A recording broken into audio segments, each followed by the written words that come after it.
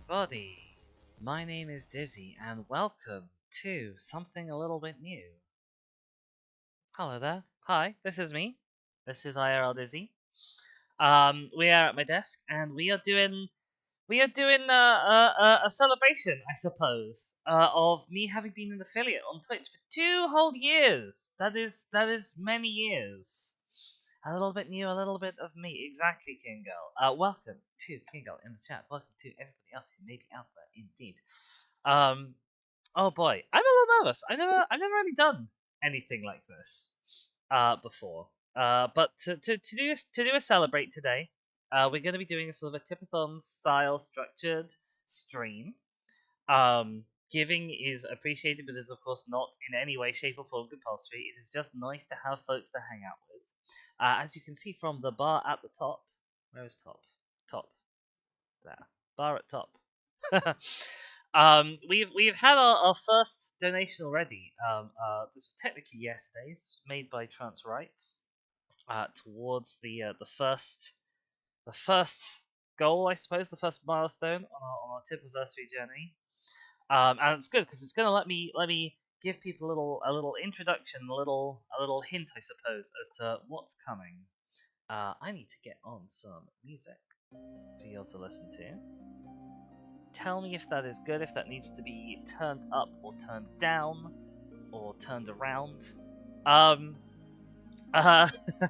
Yes, as you can see, we have in front of us a big old board. Not the usual cutting board. That's my usual cutting board. I'll tell you what, it needs to be turned down for me. I think that needs to be turned down for you guys a little bit.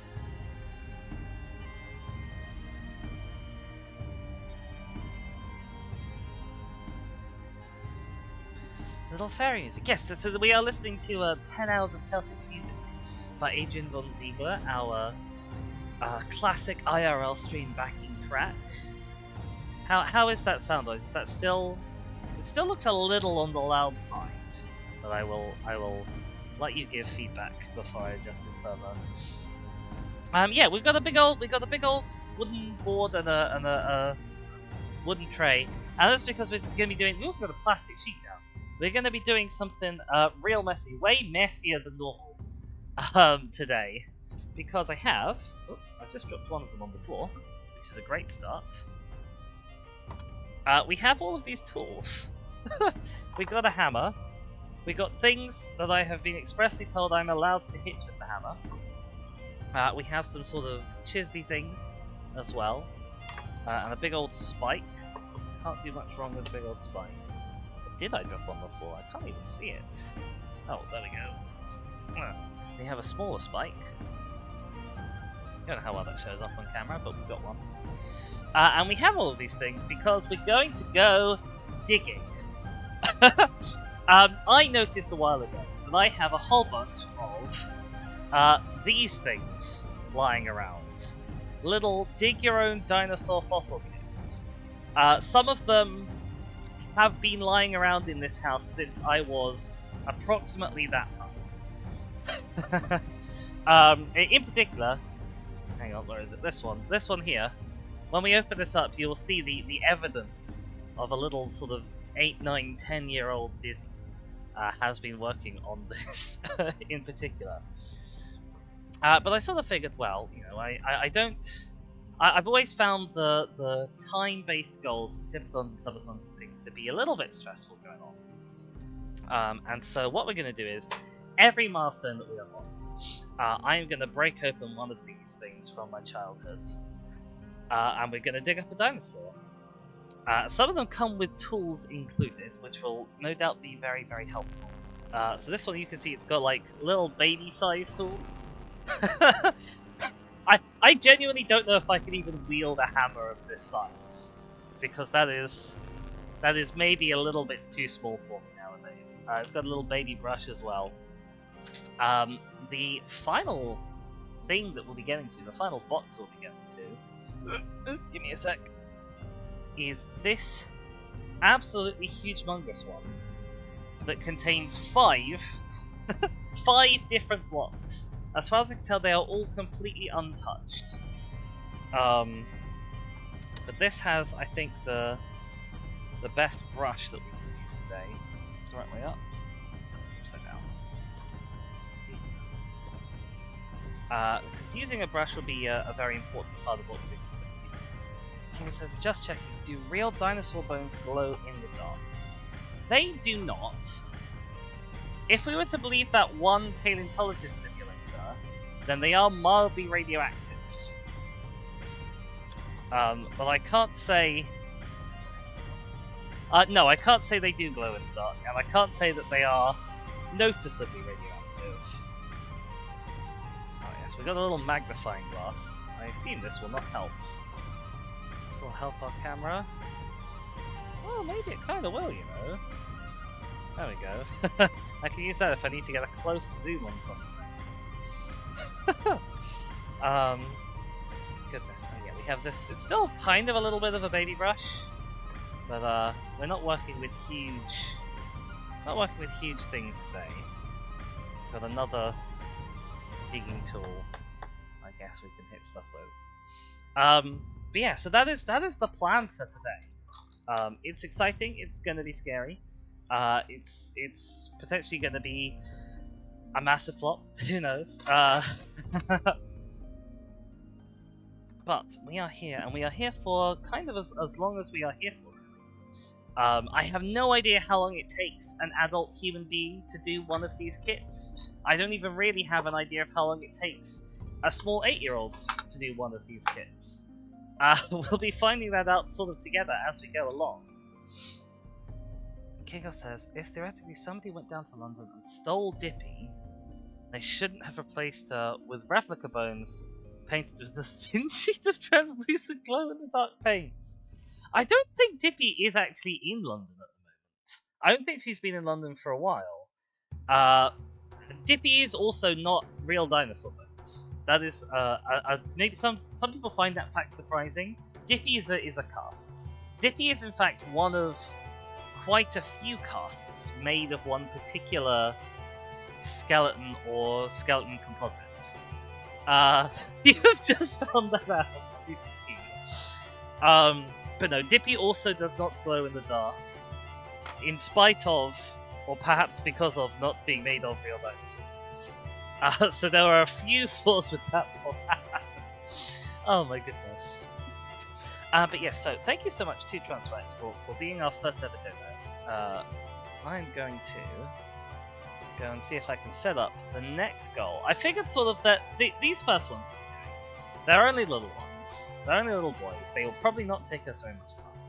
And so I had pre-planned out the first goal being just a 5-0. I'm going to tentatively set up a second goal and also being a 5 because we have 2 of the little ones. Although I have just put one down and then immediately lost it, which is good going. Oh, it's over there. We got 2 little ones. So I'm going to tentatively set up a second goal.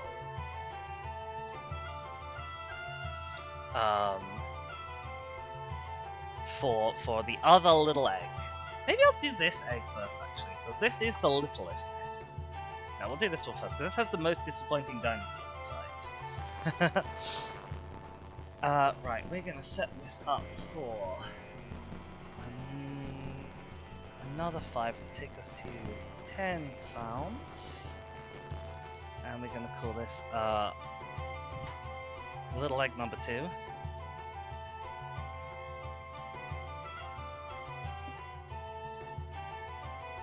Actually, we're just going to call this little egg. There we go. I'm sure that will resonate. Okay, gold bar is up on stream.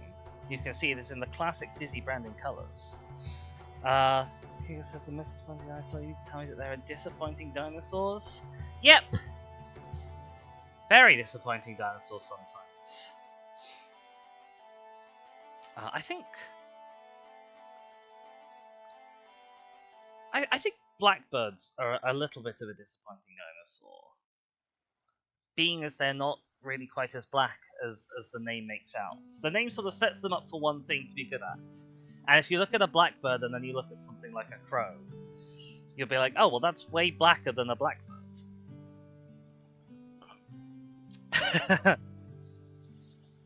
But yeah, so with that, I think we're just going to sort of dive in. If people wish to... Oh, I should do the plugging things first as well, shouldn't I? If people wish to contribute, there is a pinned message at the top. You can also type !tip, or !tipping, or !donate. If I'd been thinking, I would have made it just the tip, but I wasn't thinking that far in advance. And find the link. Every little helps.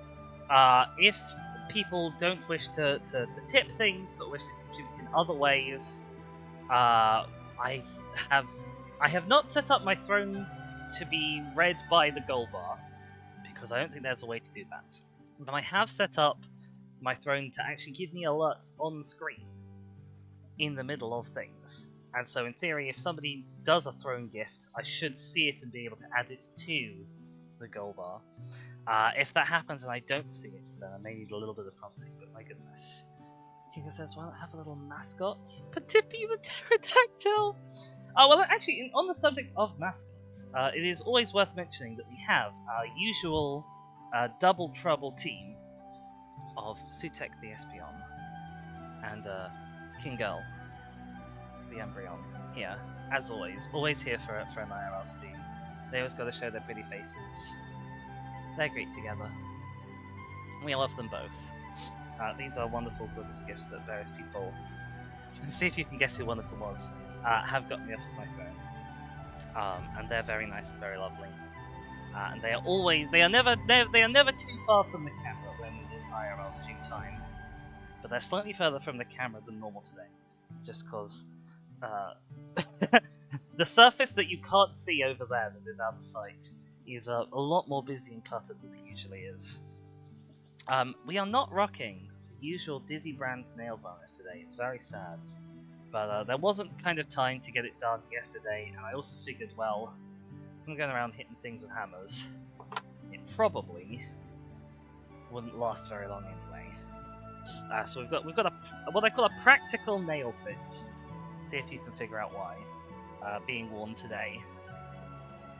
Let us tear in and open things. We also have the Streamloud spot going around with the old Tippy link as well, which is very nice of it to actually work. The plastic on this is so old and it is like totally cracked and smashed anyway. I dread to think when this actually came out. I wonder if there'll be a date on it somewhere.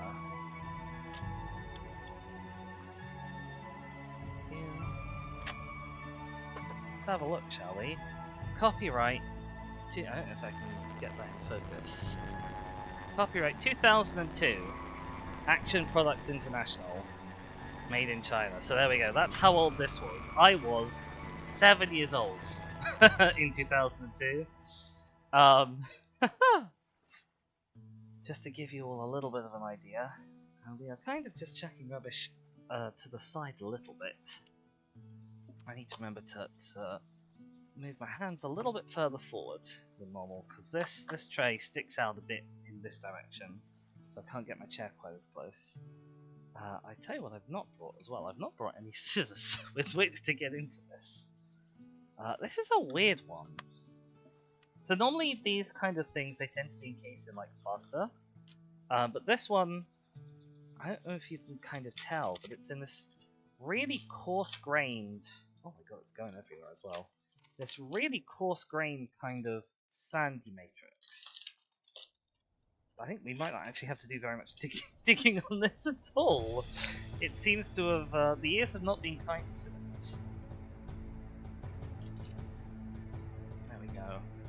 And now the reason for the sheet becomes a little bit more apparent.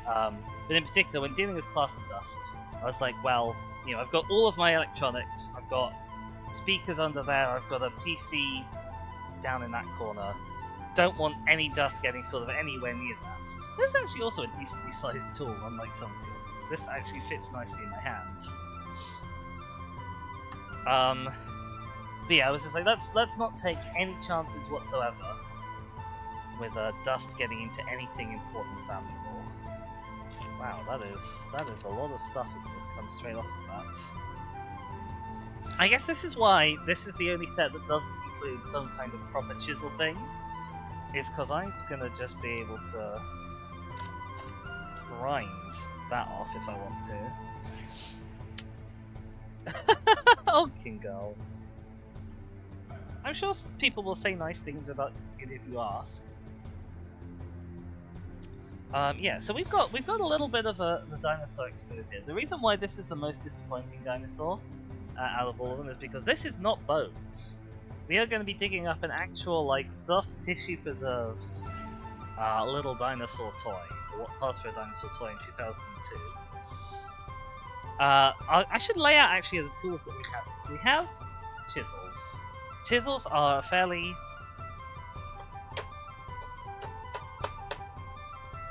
standard component of the old paleontologist toolkit. You might often find yourself using a bigger hammer and chisel for sort of excavating kind of the general rocky area. You send it back home, then you might finish off with a smaller hammer and chisel like this. The predominant tool in a paleontologist's arsenal is not one that I have that I can show you here. What it is effectively a very tiny jackhammer. It is a needle that is driven in and out by compressed air very fast. And so as you kind of go along, you'll find it stabs repeatedly at the matrix and gradually chips and flakes bits of matrix off. And that's what you'll use for your very fine work right up next to the fossil. That's kind of the reason why I have this real little sort of spike here.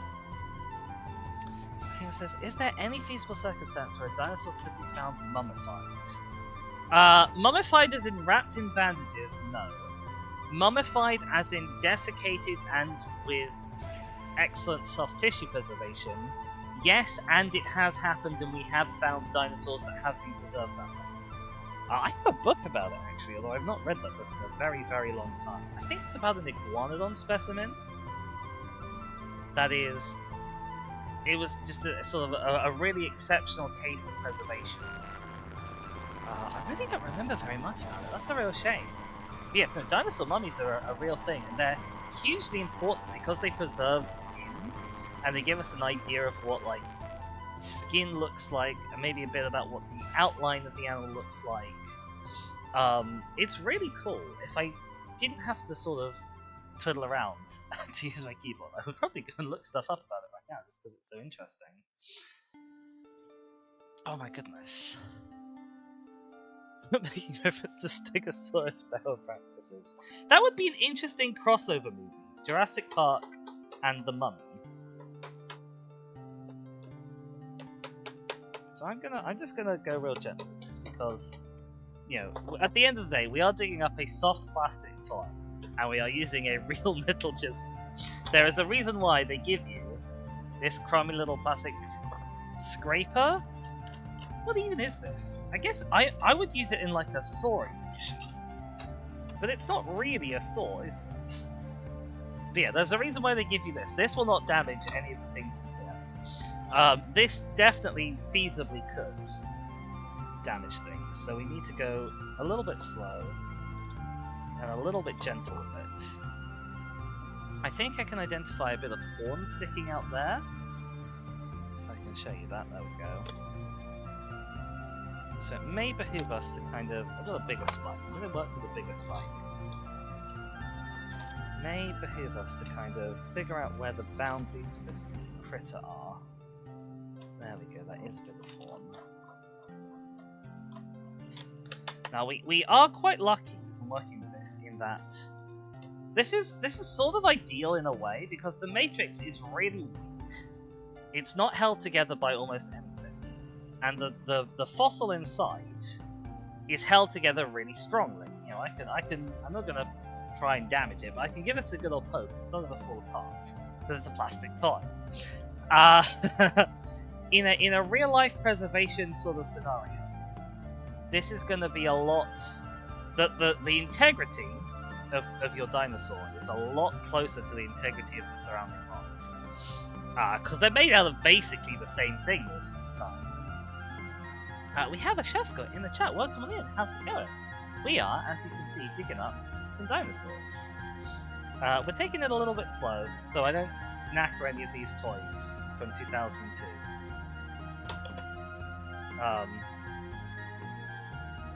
But yeah, so that's really going to help us out. I can afford to be a little bit sloppy, and I've not really prepared much in the way of real life fossils.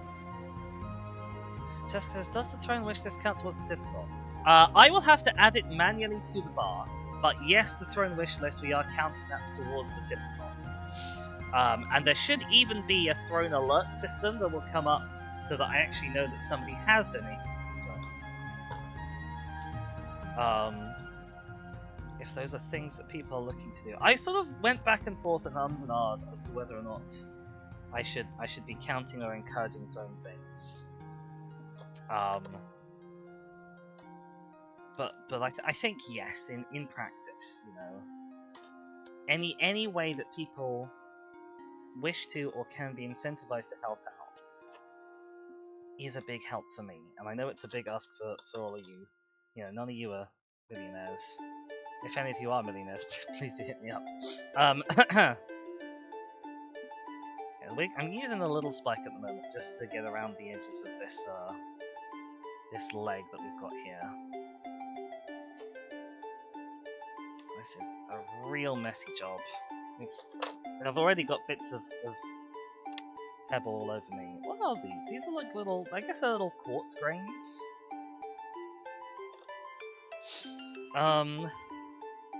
Sandstones do have fossils in them sometimes.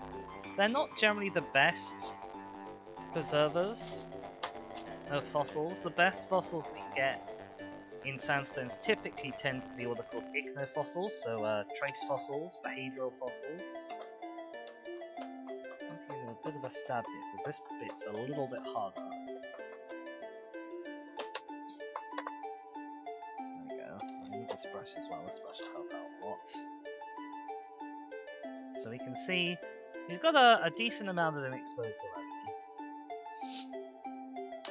Kingo says, you've got to be careful for the integrity of the dinosaur. Check its scholarly history for any plagiarism before excavation.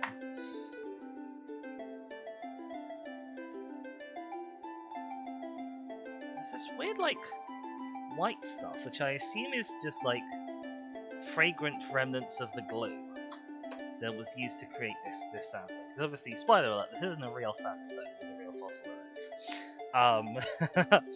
But the glue has obviously aged a bit weirdly over the past 23 years. Because there's trace fossils, very tiny quantities of fossils. Effectively no fossils, we need to warn you they're there. No, so trace fossils are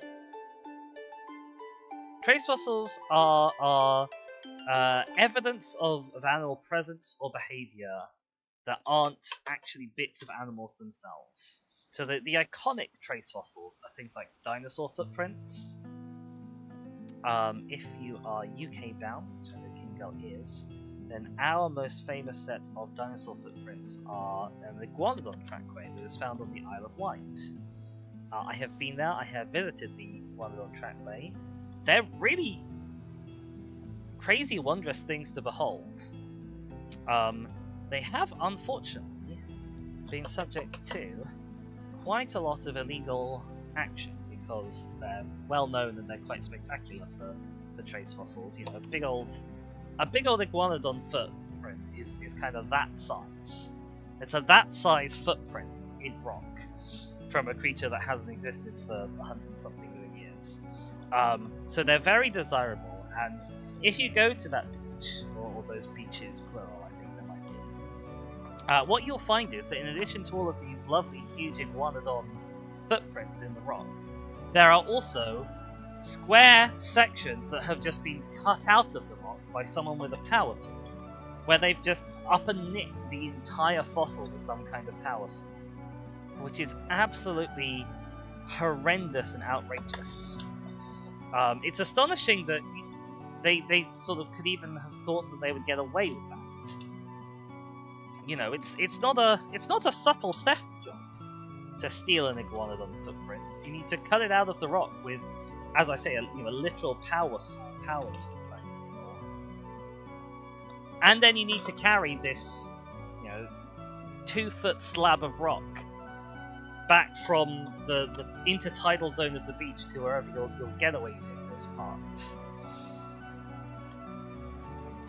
Kingo says, we need to bring back dinosaurs so we can have new footprint fossils, and also they can eat the people who've stolen footprint fossils. I mean, I think both. Both is pretty good.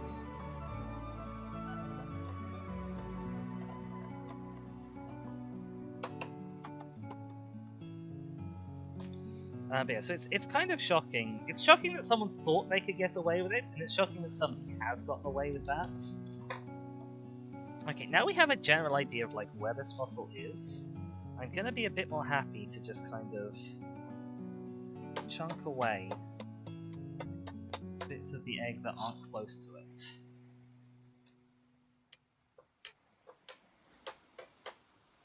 I probably don't really need to use the hammer. I can probably apply enough force with just my hands on the chisel. But we're doing it this way anyway. Gotta be a little bit careful there. Don't want to get too close to him. Now again, because we are working with a plastic toy, if I slip up and I accidentally stab him with the chisel, it's not going to be the end of the world. He's a lot more durable than the surrounding rock, and I'm not hitting this very hard at all. Not least because it's on my desk, and I don't want to damage my desk. Kingo says, I mean, if somebody has gotten away with it, it's less surprising that people think they can. I suppose that's true. You know, once they've seen that somebody has taken away a big chunk of beach in their car, they're like, oh, I could take away a big chunk of beach in that car. And it also becomes sort of a thing of, well, you know, if I'm not taking away a big chunk of beach in my car, then someone else is going to take away a big chunk of beach in their car. So it might as well be me, right? That's getting our rock a little bit down to more manageable size. I don't yet know how far out in this direction its tail sticks, so I want to kind of work on uncovering that if I can. Anyway, I think that the basic kind of motions of what I'm doing is more or less what you would do if you had the proper pneumatic tool. It's just that I'm not using a pneumatic tool, I'm just physically scraping. Oh, you know what I didn't do? I didn't add the dinosaurs and paleontology tags to the stream. I'm going to very quickly wander away and do that. So you're not going to see my hands for a sec. And then hopefully you'll see some tags get added.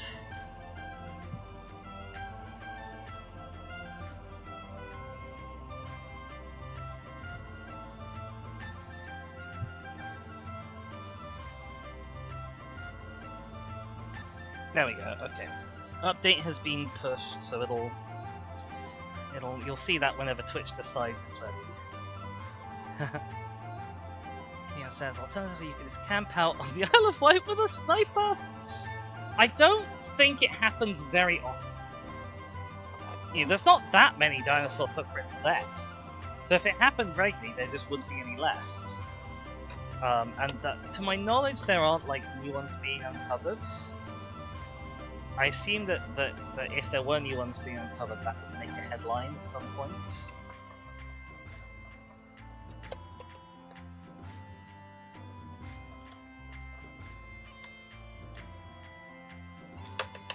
Yeah, it's really cool. It's really cool that the trace fossil is there. But it's very kind of sad that human beings just really... we can't be trusted.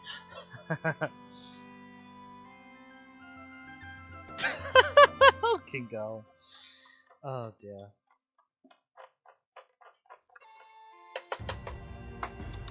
Is a third date appropriate for bringing up collars?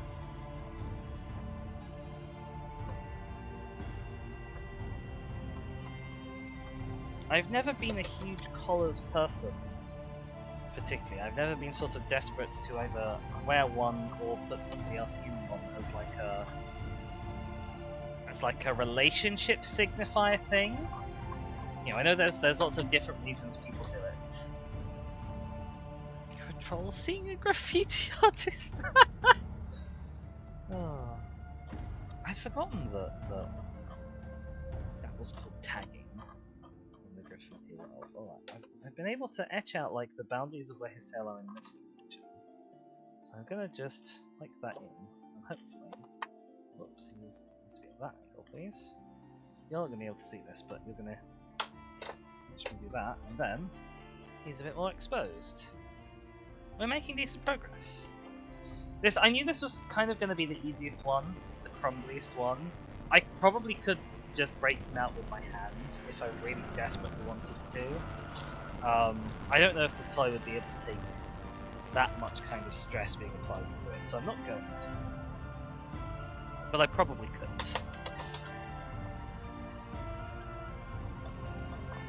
Oh my goodness. For anyone who is joining us, as we are sort of a bit of a way in, basically every milestone is going to unlock another one of these little kits for me to do for you guys on stream.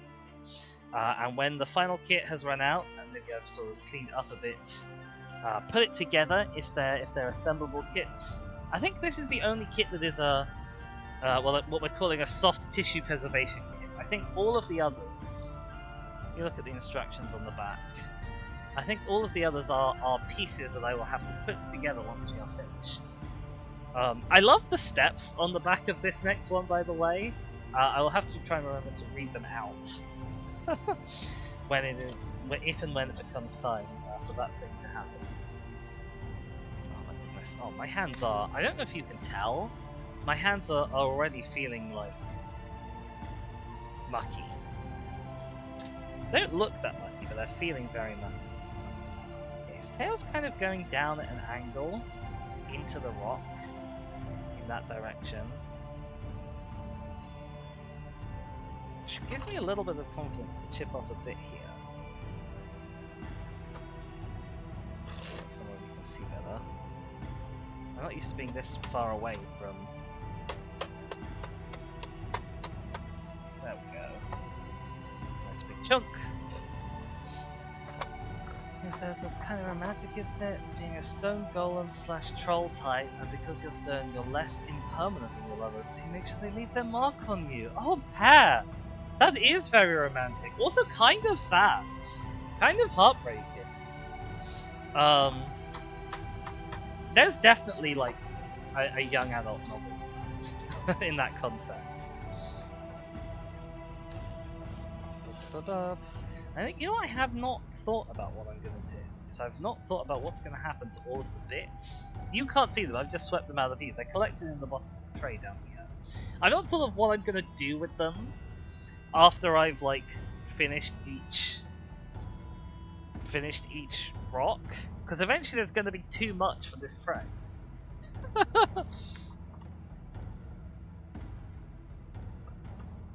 I suppose if we get to that point, that means people have been generous enough that I probably don't need to be fretting. I don't know where his back foot is, so I don't want to go too deep. I want to get rid of that bit. Picturing 3 intersecting stories featuring a troll, a golem, and a gargoyle, all with human lovers. Like Love Actually style thing? Where you've got these multiple love stories all going on at once.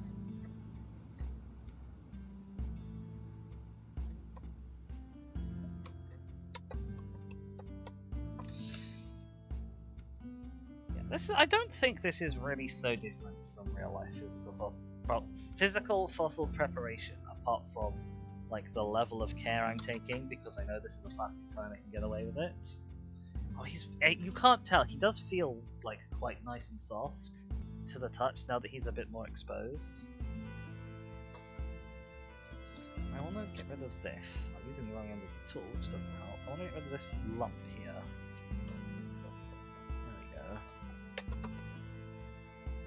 Just for good measure, Rowan Atkinson is the connecting device. Okay, let's see if we can figure out where the furthest extent of his tail is in this direction. Just scrape off here. Gently, gently. Because this is sharp and will actually scratch the plastic. The sort of soft plastic. I don't really want that if I can help it.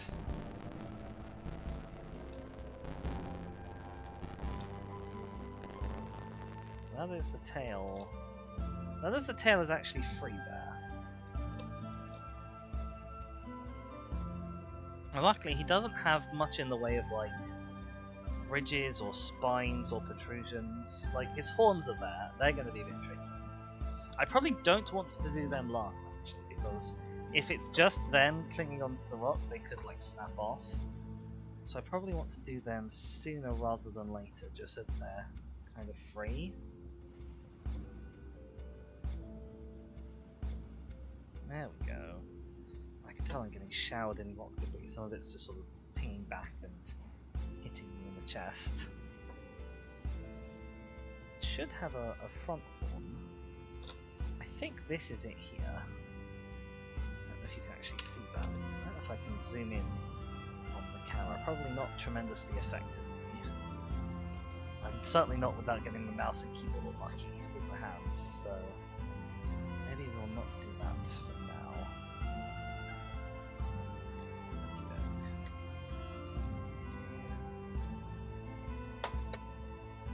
Right. There's his horn. I think his nose horn is now free. It's a little bit of an angle. It's a little bit of a wonky angle. I hope I can show that off to you properly. It's here. It's sticking slightly to the left. Maybe that'll be a bit more obvious when I've actually freed him up a bit more. Right, let's score a line down here. There we go. So I want to work on his head and get this. Oh my goodness gracious me! I had a gift from Shaskor. Oh, the writing is much too small for me to see what it is. Oh no, disaster. Because I'm in studio mode. It's gone. Oh, I'll have to go and have a look. Thank you so much, Shaskor, for whatever that was. Bear with me while I go and have a look. Because I foolishly didn't get. I didn't think anybody would be tempted towards the wish list, so I didn't go and prepare it in the tab. Oh, you know what I also didn't do? I didn't get myself anything to clean my hands with. That would have been smart, wouldn't it? Something you've been wanting to get me for a while. Oh my goodness, let me have a look. I can't see where it is. Throne, tell me what the gift was! You wicked little thing! I feel like it should not be this hard to figure out what the gift was. Oh my goodness!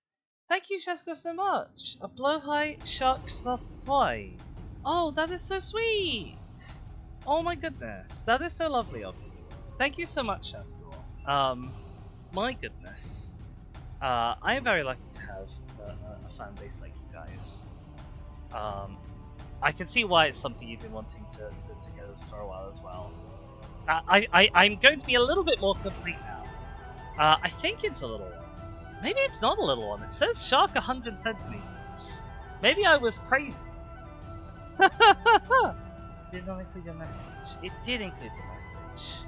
But the message on a different page to the thing that actually shows me what you got. No, it says this fan has left no message this time. Oh dear. But you can tell me what your message was, Shaskor, and then I will know. And then everyone will know on stream, because I'll read it out on stream. And it will be preserved for all eternity.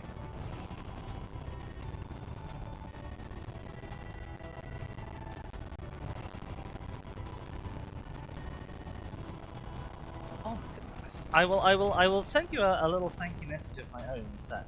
But I do also want to say that Throne has a button here. Enable auto thank you messages. How disingenuous a thing is that? My goodness. Auto thank you messages. I want to thank you, but not enough that I will actually thank you. So I'll just get a robot to thank you. Just says my message. If I've learned anything from, I'm guessing, reading Lord of the Rings, is that on your own birthday you give presents to other people. Oh my goodness, is it your birthday, Shaskor? Happy birthday! way to bury the lead on that. Everyone say happy birthday to Shaskor in the chat. Also, thank you so much, Shaskor. You are very generous, and I am Despite like people so well, they don't get to do it up exactly being well. Yeah, I am so thankful, so lucky to have you guys. My goodness. Well, let me. I tell you what we're gonna do very quickly. So that has blasted through what like the next goal was gonna be, because I was like, well, these are little ones. We'll set them at like a 5, and then the next one after that was gonna be a 10, which brought us to 20 quid total. So we're gonna sort of effectively skip that, but I'm going to remember that we've got it coming up to do. And we're gonna go. I'm gonna put up on screen goal number 4. Goal number 4, I think. So goal number 1 was finished by transfer rights, and that's what we're doing at the moment. Goal number 2 is going to be this little egg. That was going to be a tenner. We've now reached what, 27 quid? According to Throne is what it's telling me. Now it says amount to $28.33, but it's telling me the price of the item was £22. Is that the conversion rate? Why can it not tell me all this in one currency? Hang on. Is the currency rate even at all stable? Yeah, 22. Sure. Given the whole thing's going on in the global economy. All you know is that with shipping taxes it was 421 Norwegian kroner? Question mark? Is what NOK is? Alright, so yes, so this was goal 2 at £10, and then the plan was this was goal 3. This one, the one that has been opened by little baby 8-year-old Disney, which was going to be a £20 goal. So another tenner on top as well. The next thing is we're going to break into the big box. So I'm going to get up the first milestone for that, which will be at 35. Oh my goodness. And we are starting off at 27 because of people's wonderful generosity.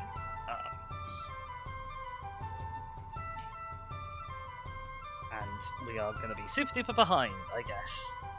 Let's put an exclamation mark on that, because exclamation marks are always very exciting.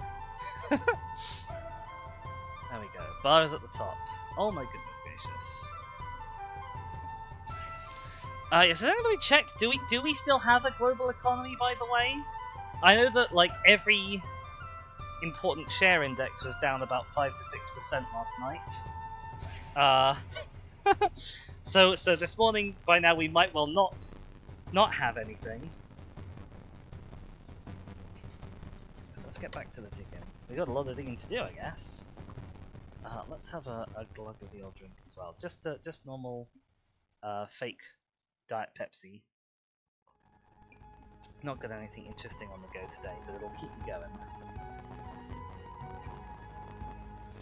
How long have we been live for? We've been live for 46 minutes. 47 minutes, in fact. I can read numbers. It looks like we're going to be live for a little bit, for quite a bit longer, potentially. Given how long just this one has taken me, and this is the simplest one. Right. That's his horn very nearly free. To get that not out of the way. Once his horn is free, I can be kind of a lot less worried about going a little bit gung-ho with the chisel. Okay, his horn is free. I don't know if you can see it, it's got a little bit of a wiggle to it now. A little bit of wiggle. There's his nose. I still want to work on getting the rest of his face free.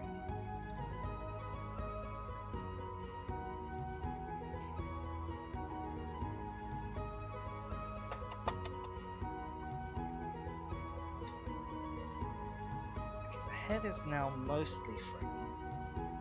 Oh, there's a lot of wiggle on his little snoot there. Right, can I wiggle his snoot for you? Wiggle wiggle? Is it in focus at all? Probably not. Oh my goodness.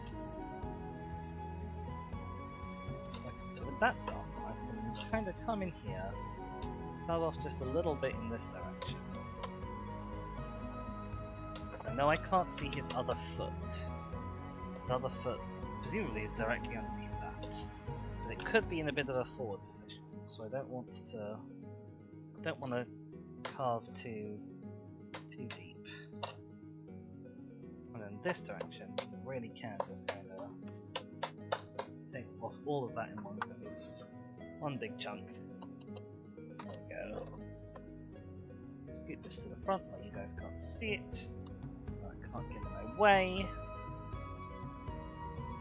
There we are, alright. So I think I can also carve down here now as well. There we go.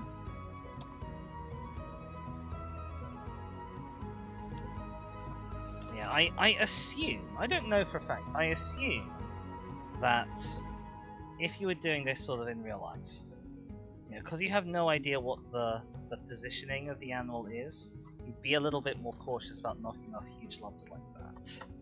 But, on the flip side, most fossils aren't found as, like,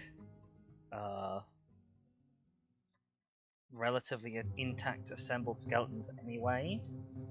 What's the word I'm looking for? Associated? I don't think I'm associated, but we're going to go with associated now because it sounds like whatever the right word is. So yeah, the fact that his head's here, like his leg bone could be up here in real life with a real fossil. And deny a bad bot message. There we go.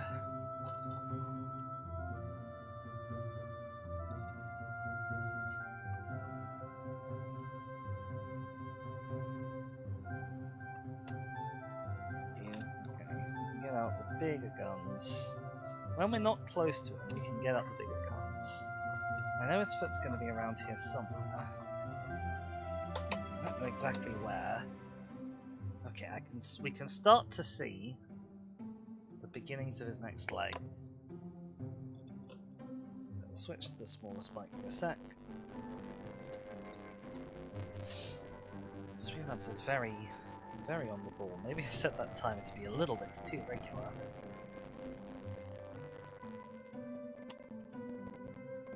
Oh, it's a. I forgot how stubby his legs were.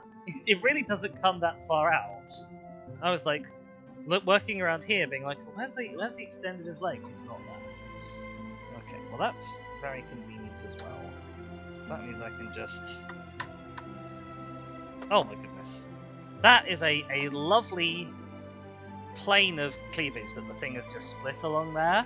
Actually revealed his other foot almost entirely on its own. That's gorgeous. That's fantastic. You'd be terrified if that happened in the field. Oh my goodness. Happy Dismas, everyone. That's right! Is here with another £5. Thank you so much. I wasn't even expecting you to be around. And yes, happy Dismas. Oh, that's great. Well, thank you so much for being here. I thought you were not going to be around, but it is lovely to have you here again. And thank you so much for donating a £5. You generous, gorgeous being. I think that is it, because unlike our real excavation, we know how much fossil is here. We have one full, complete, intact, slightly squidgy, slightly flexible Triceratops.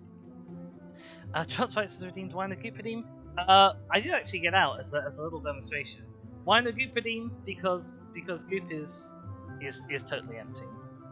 I can open it, and if I open it, I'm sure if I squeeze it, I will actually end up getting 2 out, and then I'll make a mess. But yeah, look, there's just nothing. Goop is dead. The Goop is dead, long live the Goop. But the Goop has served me well for however many months it was since some kind soul got it for me off of my throne. It's a goal for sponsoring acquisition of more Goop. Well, Transright, I believe, wanted their initial $5 to go towards Goop. So possibly that goal may already have been met. I'm not sure, because I am also as the little pin message at the top says, I'm sort of hoping ideally to try and cover costs for TwitchCon, because I'm going to TwitchCon this year. It's going to be very exciting. It's a little bit scary and very expensive. What we're doing now is we're just cleaning it up. And again, I'd be being a lot more gentle and cautious if this were a real fossil. But luckily, it's not. It's plastic. And the dust does not stick to plastic anywhere near as well as rock sticks to other rock. So we can be a little bit gung-ho cleaning them up.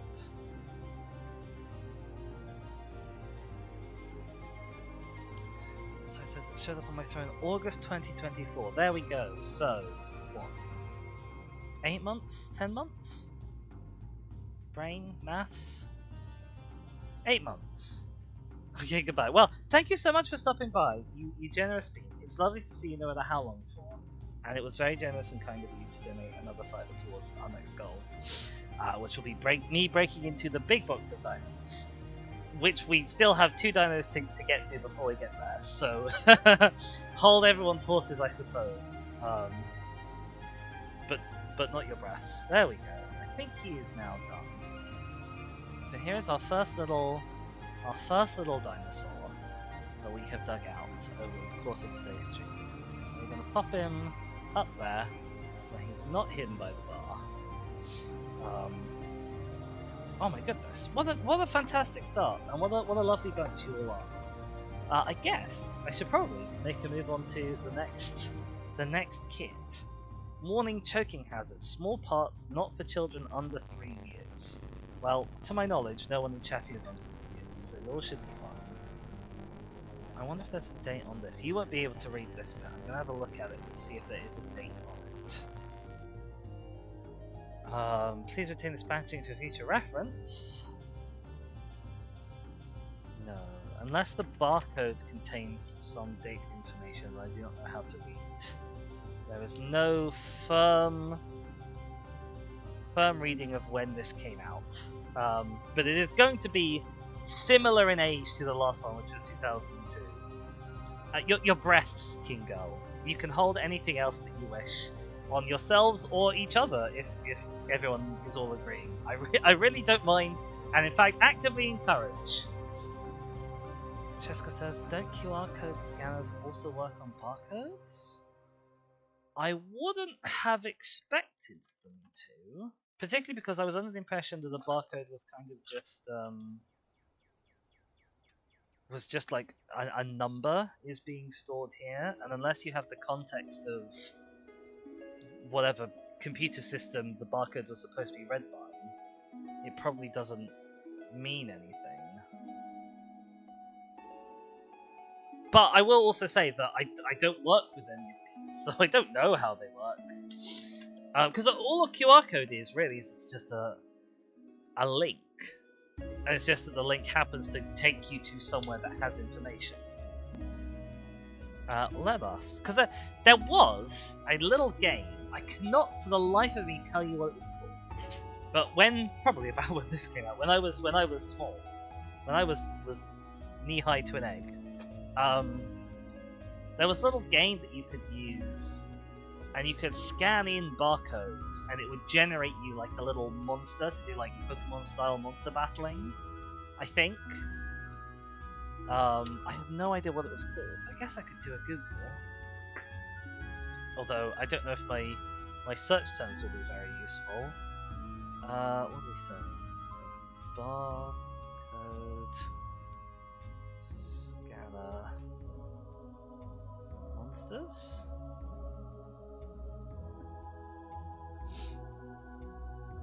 Scanners, with a Z, is a series of electronic toys made by Radica Games that use barcode technology to create an interactive battle game. Radica brand barcodes have the additional feature of being able to act as a healing code in the first 2 iterations of the game. There we go. I never played it. Is he also Barcode Battler? A 1991 handheld game console? Wow. There's something using inserted discs. Maybe that was Barcode Battler.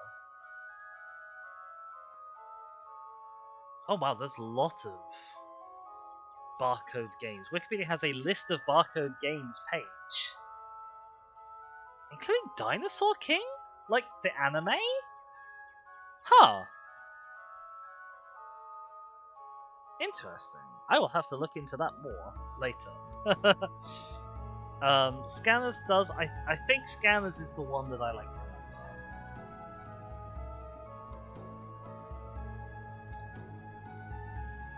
remember. But yes, that's a random memory from the naughties that I have just strung upon because we were talking about barcodes. I think it says Dinosaur King had a card-based arcade game where each game gave you at least one card. I see. I think.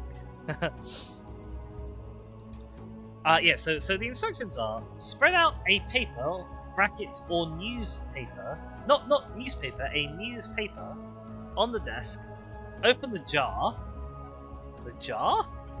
then take out the mud dough, use tooling, for example, hammer chisel, to knock off mud dough. Well, that's what we're going to be doing, but not these hammer chisel. You will find dinosaur fossil inside the mud dough. To use brush to clean the bone. Brackets, don't loss any parts. 4. Follow up the enclosed instructions to set up a complete dinosaur fossil. 5. Now, the ancient creature's remains is discovered. Wonderful packaging. It's kind of going to be a shame to open this, I'm going to be honest, because it's been sat in my room for, I don't know, a year maybe since I rediscovered it, and obviously it's been sat intact for 2 decades. But everything yearns to be opened.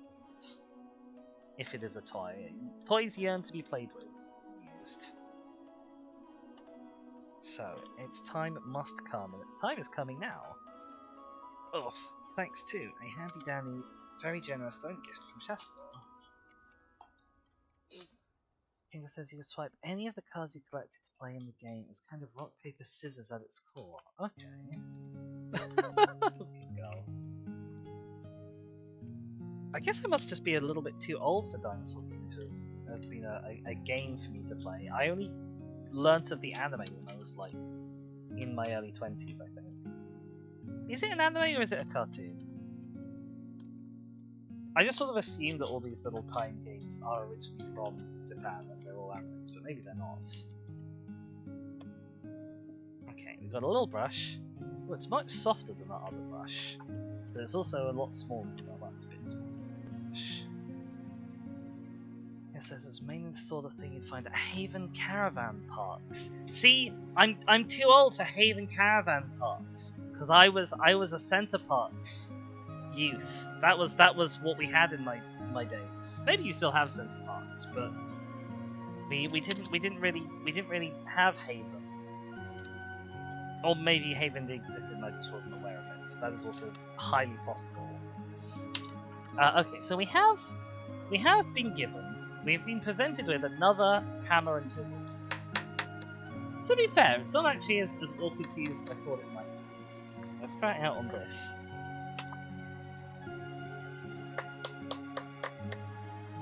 Yeah, it's awkward to apply any actual force to it, but you can break a bit of rock with it if you really want to.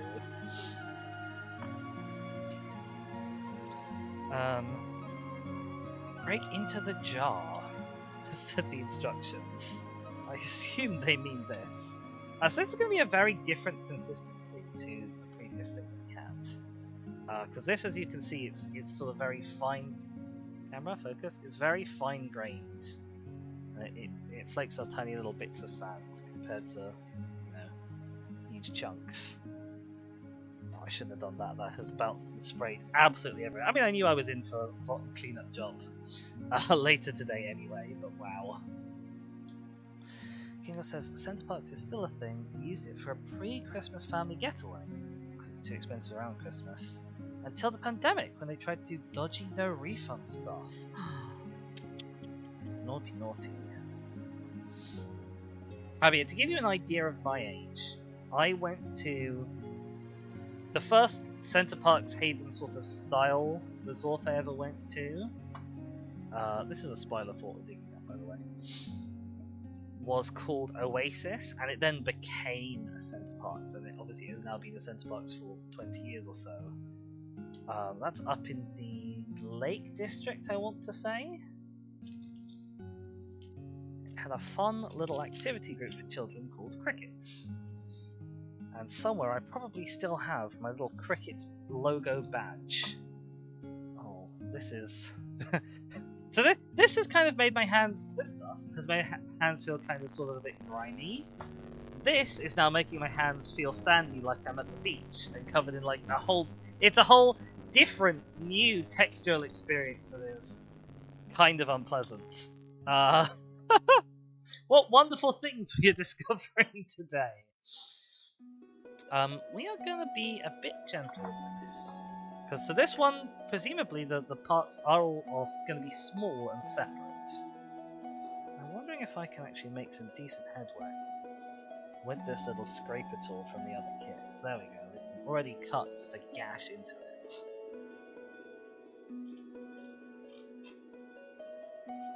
So there's this nice little plane here along which they have sealed the egg up.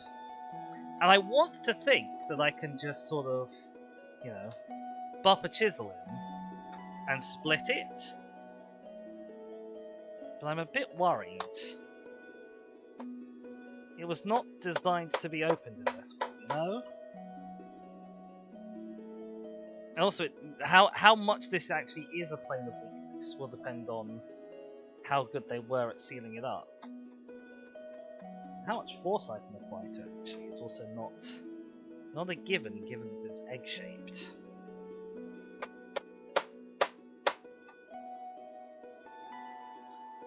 I'm gonna kind of do the Easter egg method. Just sort of bop around the edges. See if I can expose any kind of a fault. I don't think I can. Okay, I think it's too well put together for me to easily just split it in half like that. So we are gonna kind of just work at it with this. This is a bit, because it is sort of saw-like. It is actually gonna take bits off of this faster than if we were using the spike. Because the spike, like, what can we do? I can. Actually, this is about the same speed, to be honest.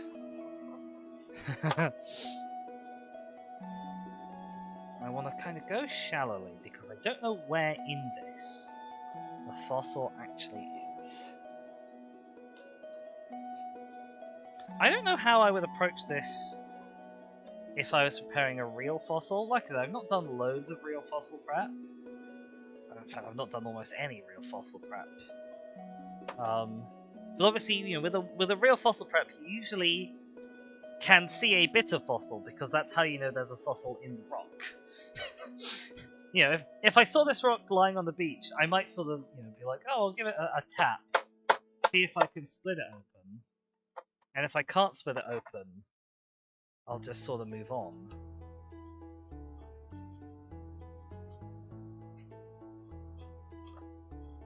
Yeah, no, there's not really a line of weakness along this middle part.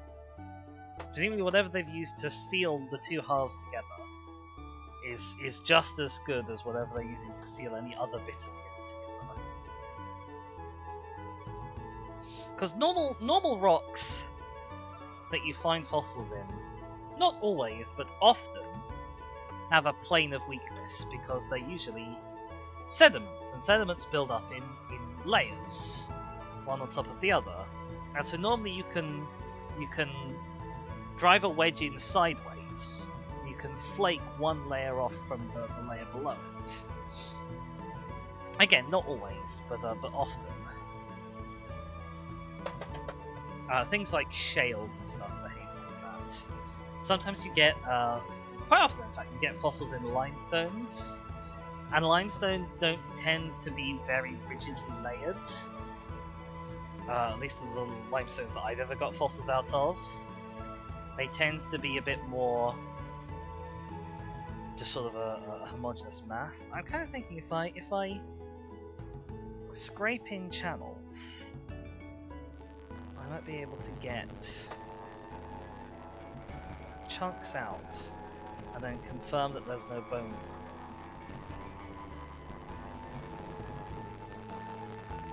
We've not sighted any dinosaur yet.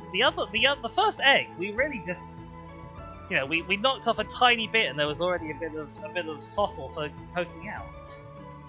But this is a lot more enigmatic.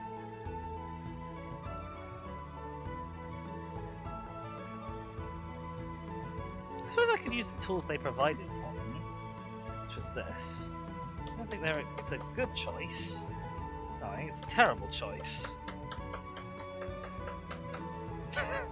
That's actually horrendous. But yeah, I'm just a bit hesitant about using the metal one on what is a soft plastic. Oh, what's that? I don't know if you can see. There's a little nodule there. It might be nothing, but it might be our first sign of what we are here to uncover. Possibly.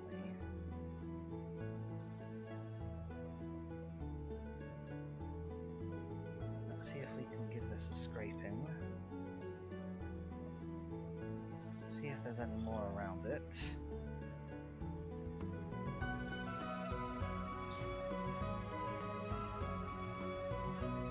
Oh, yes there is. It really doesn't show up very well at all. Remember? Yeah.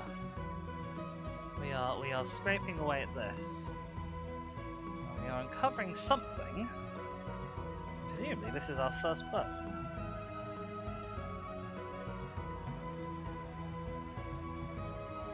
This might be quite a long, involved process compared to the last one.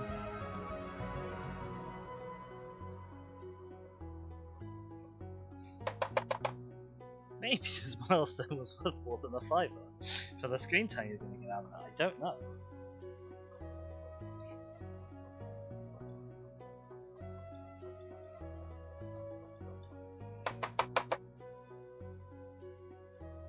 Maybe this is just going to turn out to be a bit of... Ow, I just put myself in the thing. Maybe this is going to turn out to be a bit of chicken bone that the person who was working in the factory had for dinner. Although I guess that is technically a dinosaur bone.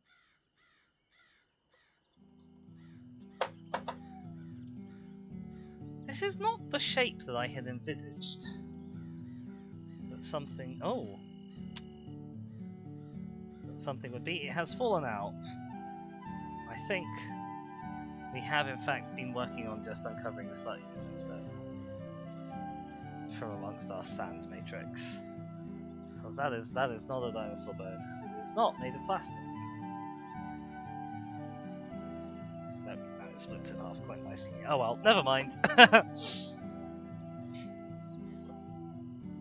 It was good for us to be cautious.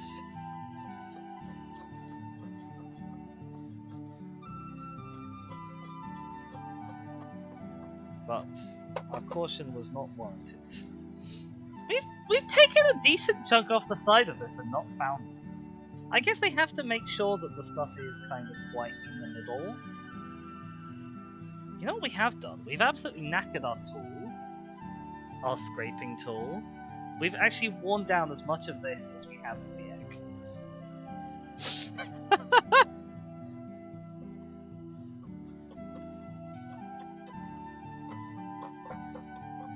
I suppose it is 20-year-old plastic.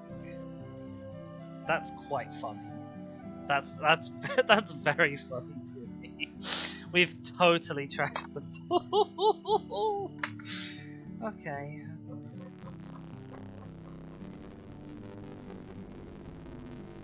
The spike digs faster, but it digs a smaller area.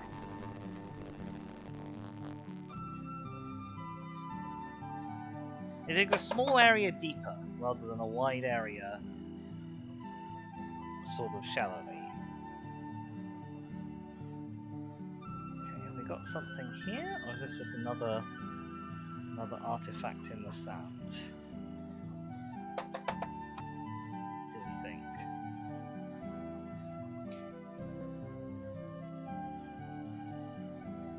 Oh, I think we could have something here, you know? This feels like plastic. Which is not a reliable metric when you're working with real fossils. Uh,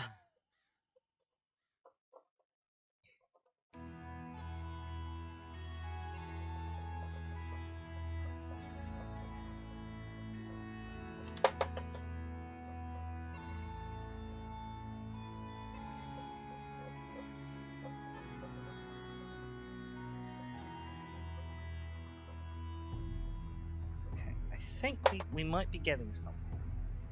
Possibly. Switch to the smaller spike.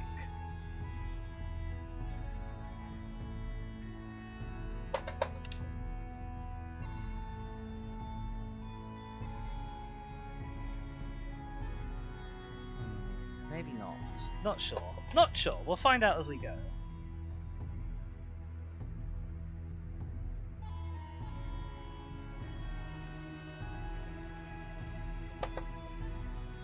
I don't know how I'd actually do this with these tools. Like, they would not make any impression on this at all, I don't think.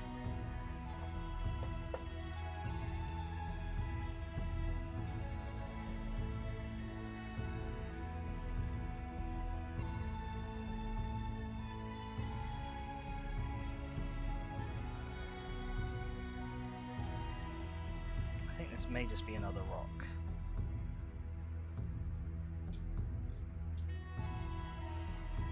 There's a little protrusion bit here.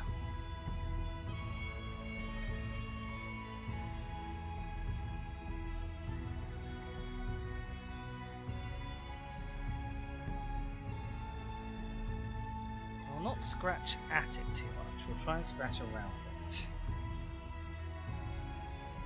And then when it comes free, we'll see, was it a rock? Is it our first thing that we're supposed to... It's bigger! It's a lot bigger than the other thing that we found. Because it's... Camera focus. It's this size. And then, if we're trying to fit a whole skeleton in here, that's got to be about the size of the bones.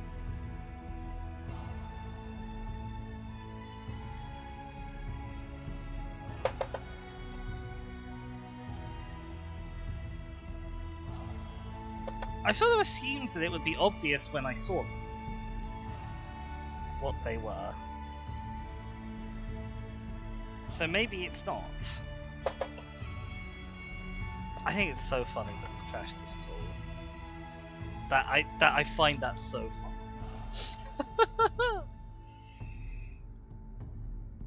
Okay, diggy diggy dig. Diggy diggy dig.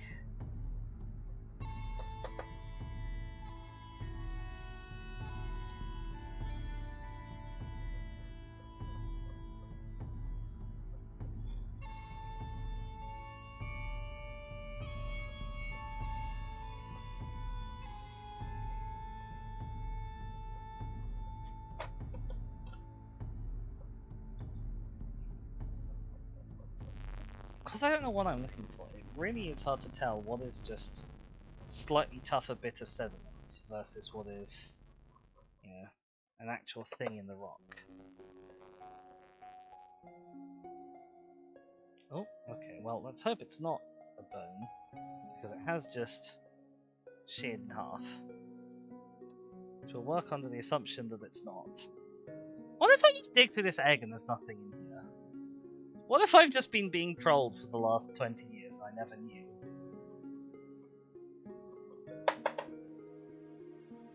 I wonder if I can just just break it by hitting it into some pieces.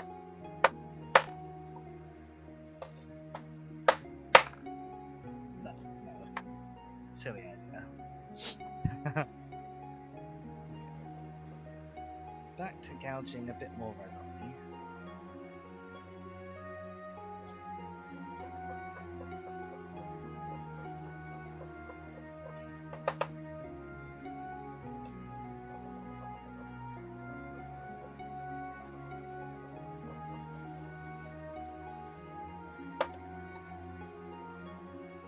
Kind of everything just looks like sand so far.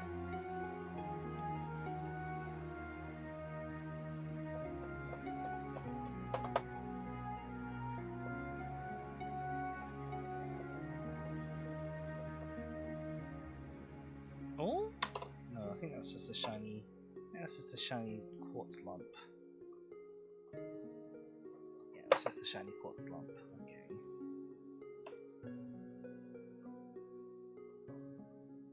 I'd love to say I promise there is a dinosaur in here, but I genuinely don't know that there couldn't be. You know? You've watched me open it. You know as much about this as I do. You've watched me get, what, a quarter of the way in? And find nothing?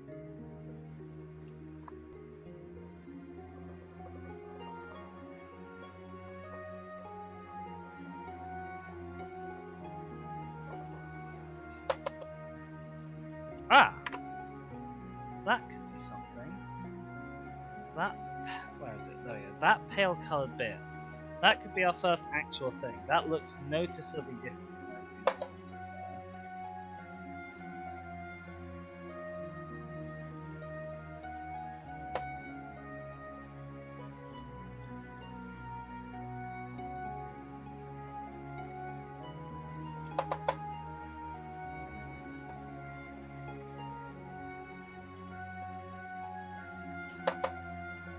There we go. Okay, this other bit's starting to show through now. Marvelous. We've made progress! Woo!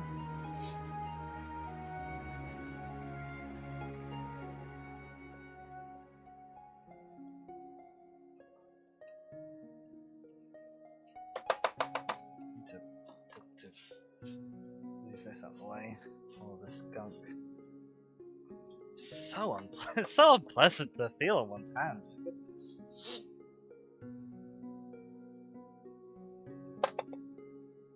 I will also say, if you were really preparing a fossil, you wouldn't go thump thump thump to clean it off as well. You'd brush it off.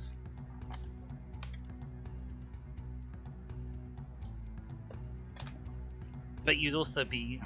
I mean, honestly, actually, you might even use a little tiny vacuum pump type thing. I don't know. I'd be worried about bits of the fossil going with it, but... Almost like a dentist uses.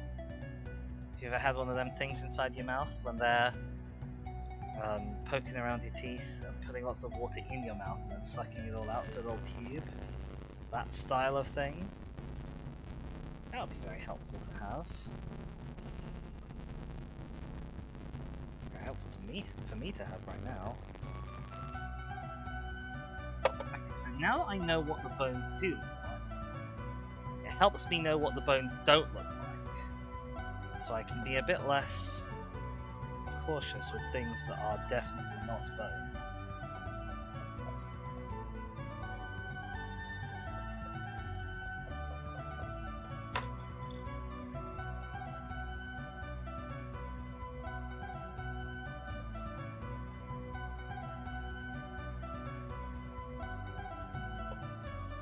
Really starting to come out now.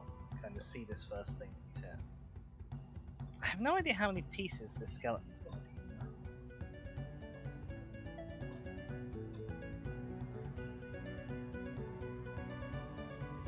As I don't really know which piece we've hit. I wonder if I can... No, not this one, this one. Be brave. There we go. Pick up this big chunk. I'm just gonna break it up with my hands. See if there's anything in here. Again, wouldn't do this with a real fossil. There's nothing in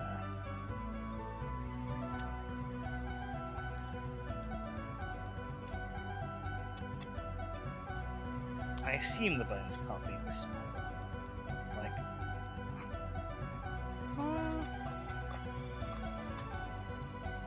It could feasibly be that small.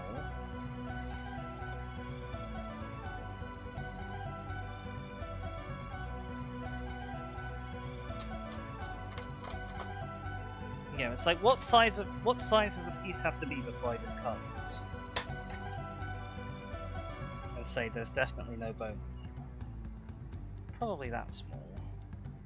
I guess we'll keep the slightly bigger chunks to one side, just in case it turns out the small parts really are small. So it says not for children 3 or under, which means moderately small, but it doesn't mean like tiny.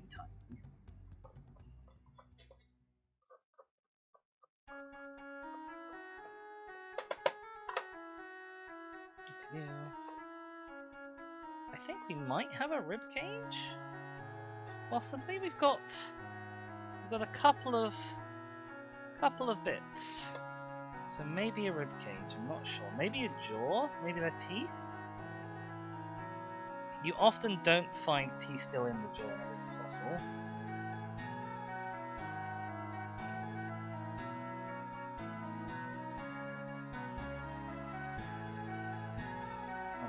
They're not usually tremendously well held into jaws in live animals,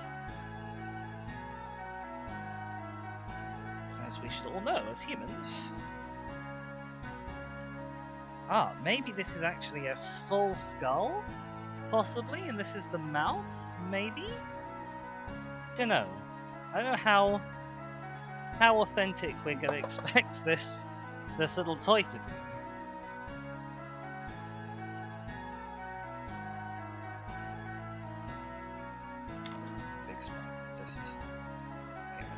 There we go. Causing grief and hassle.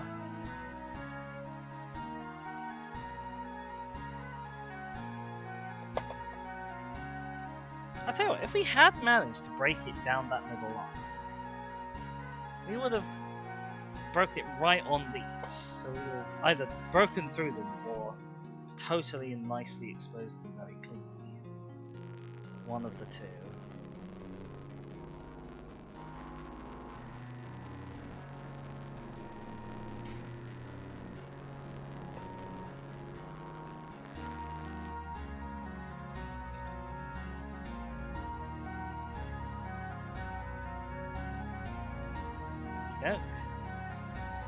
Managed to get under this bit of bone.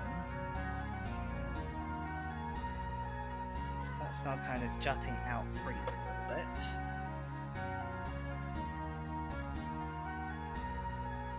Don't know how deep it goes down into the rock.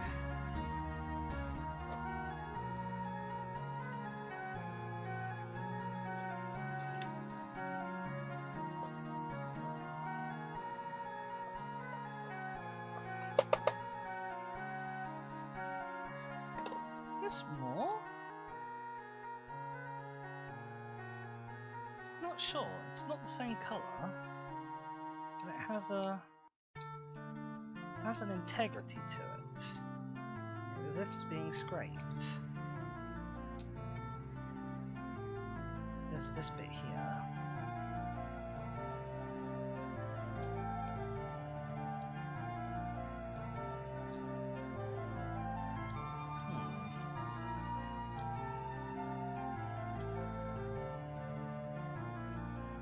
It's just a lighter coloured stone, I guess. Just a lighter coloured stone, okay.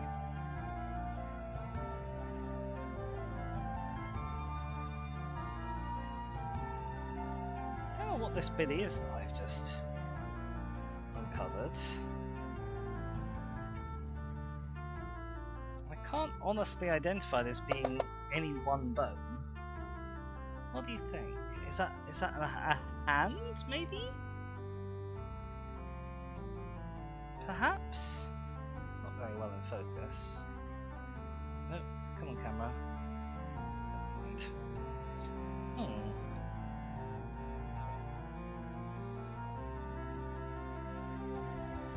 Scrape through these layers. I know, maybe just want to chisel them off, to be honest.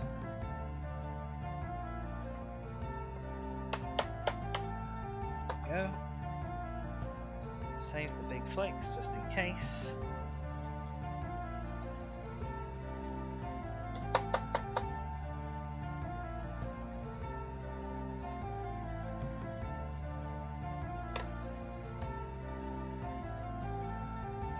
another bit of bone here.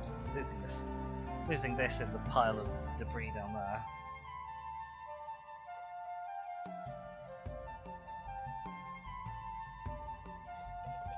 There we go, this is coming out here now.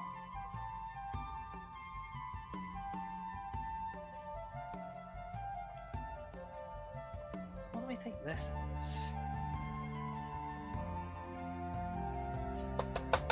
I really kind of have no idea what I'm really looking at.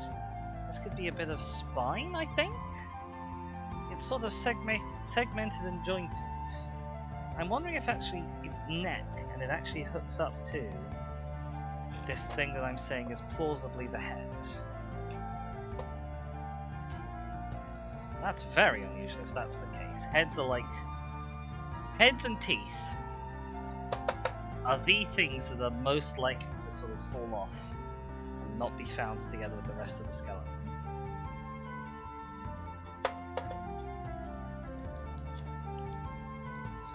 Found another bone just under there.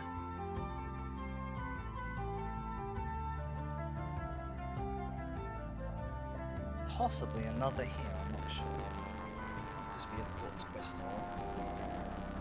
No, it is another bone, okay. So this body has obviously been smushed up together. Probably after death, rather than this being a death pose. Oh, I'm wondering if this is actually a foot. Can I show that to you? Camera. I'm wondering if this is a leg coming down into two toes of a foot. Bit of a weird foot if it is.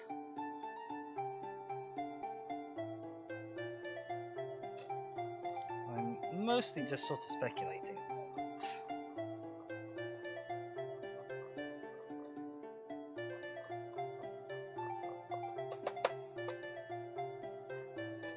Okay, there's another bit of bone down there. I'm really kind of tempted to take a chunk off here.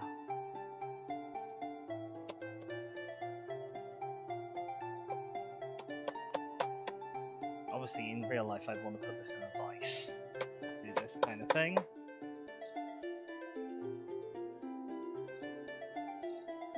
But we don't have one, so we are working with it.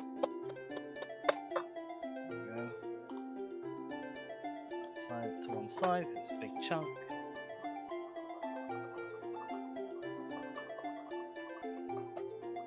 Work like that.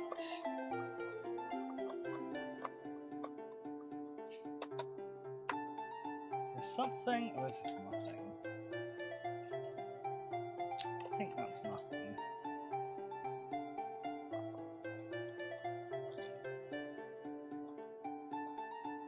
It's just a big stone again. It's just a big stone. Okay. Good, good, not to worry.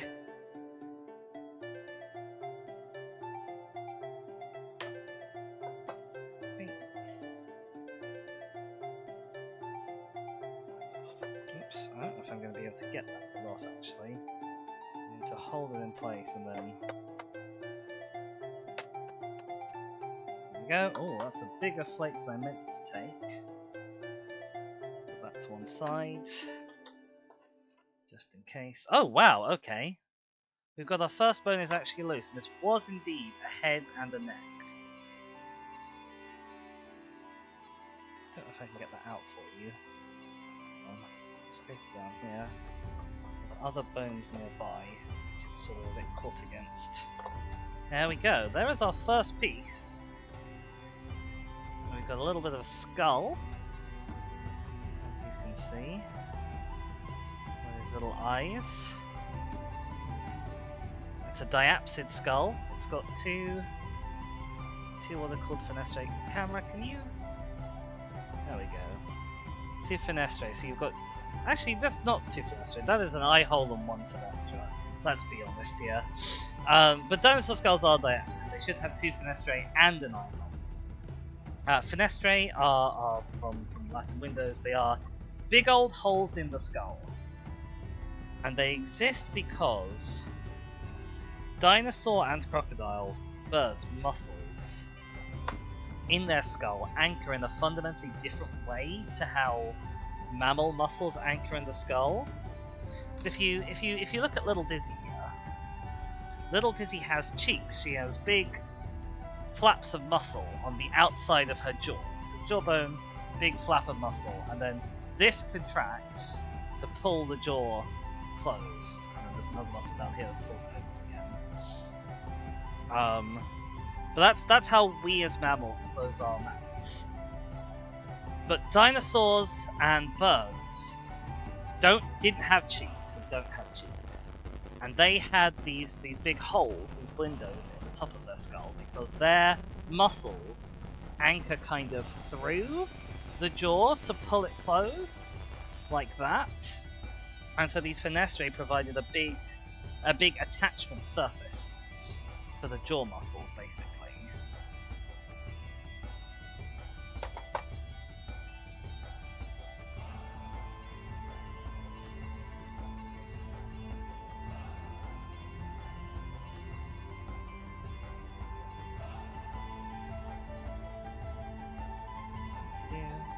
The music is really picking up. I love this. This bone is awkwardly just really in vertically into the rock from where I approached it. I'm going to have to go quite deep to get this one out.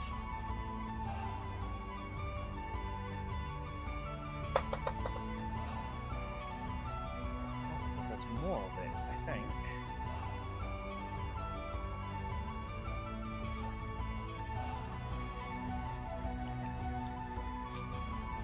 Chisel through here. I'm a little worried about doing that.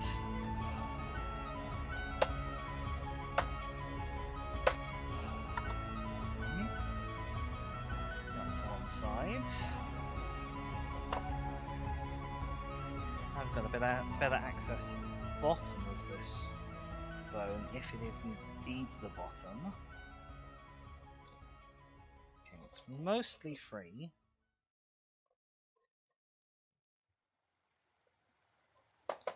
It's obviously being anchored by something even deeper.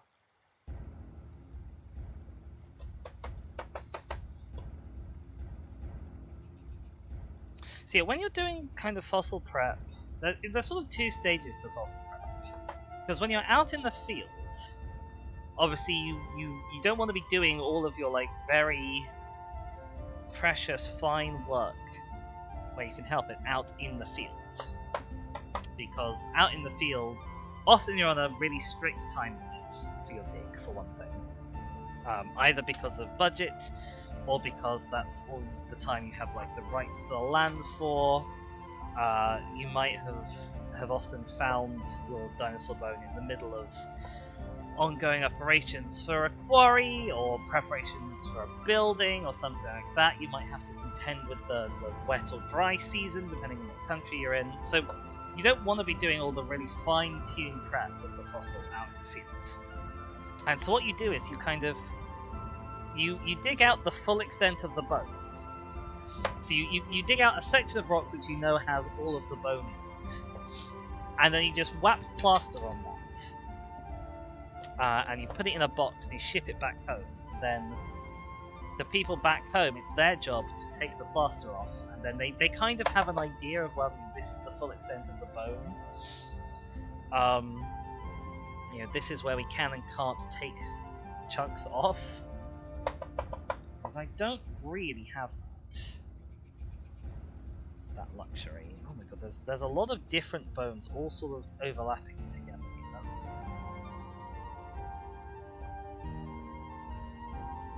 I kind of wonder if maybe I shouldn't have started to actually go in from the other side.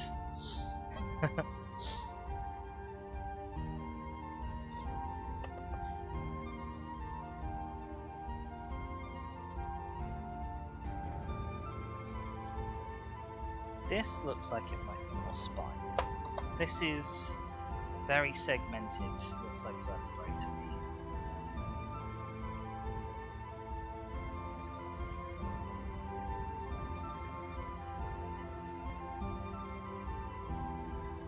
This is wiggly. wiggling a lot now. This is what I really didn't want, is to have a bit that was kind of wiggly and free, but still anchored in really deep where I can't get it out. Because I'm worried about bending this, basically, and if it were a real bone, I'd be worried about snapping it.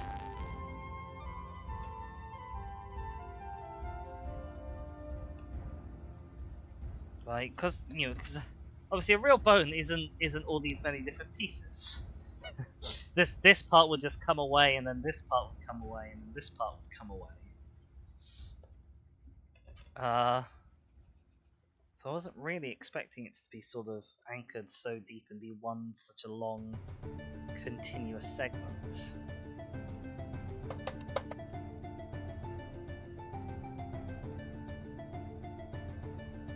There's this little red crystal here that's annoying, because it's quite sturdy.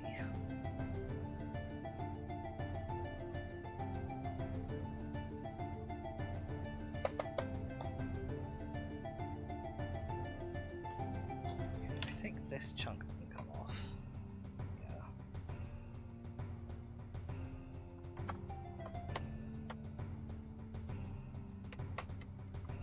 There we go. That to one side, just on the off chance.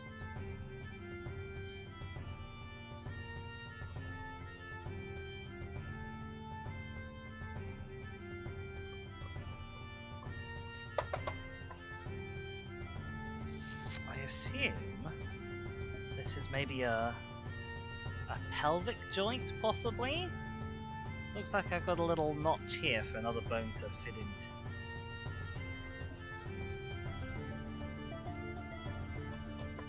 I think this can come off as well, this corner here.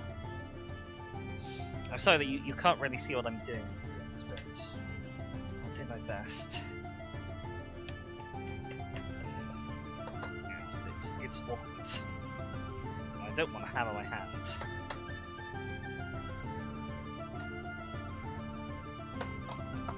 Obviously.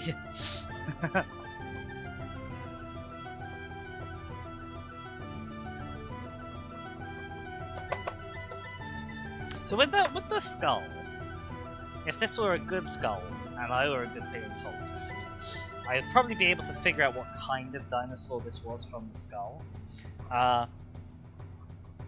It's very obviously theropod from the skull, and also from this leg arrangement. This is a very theropod leg arrangement as well.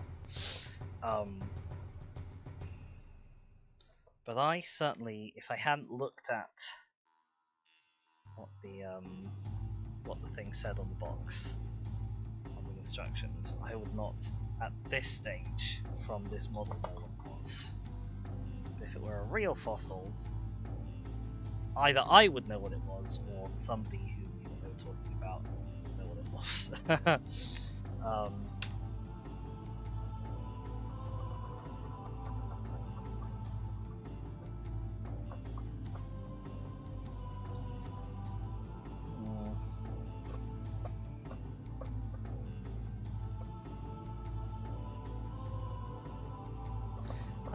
We've gotten a lot of material.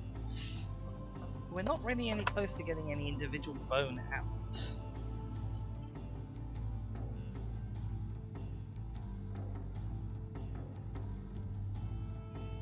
Because of the way they're situated, their habit within the rock. I'm gonna hit with hammer again, hang on.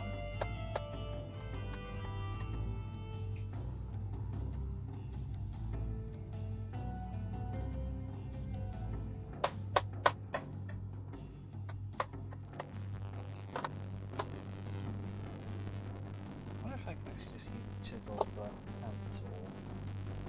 No, I definitely can't. Okay.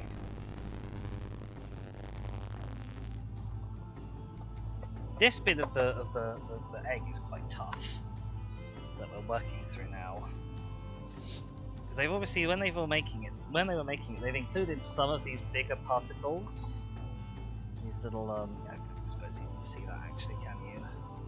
These sort of darker crystals. And there's been some slightly shiny quartzy type crystals as well.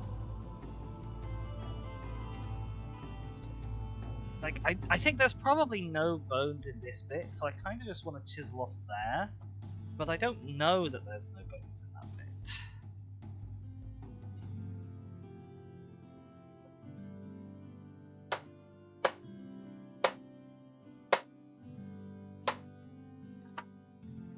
I'll definitely save these for a better look.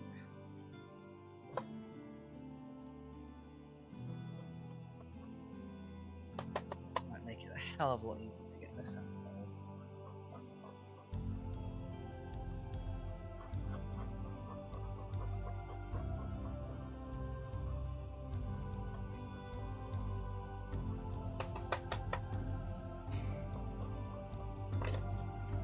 The little one going in here where everything's on top of each other.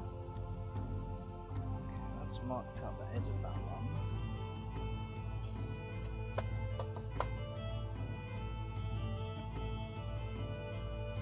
This must be either a pelvis or a shoulder. It's attached right up to what must be a rib cage.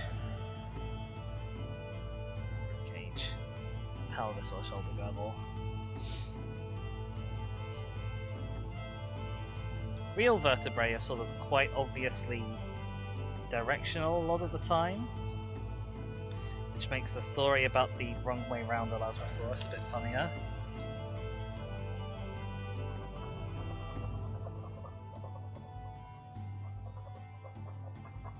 I say quite obviously. They're not very obviously. They are noticeably directional if you've had a look at them for a while.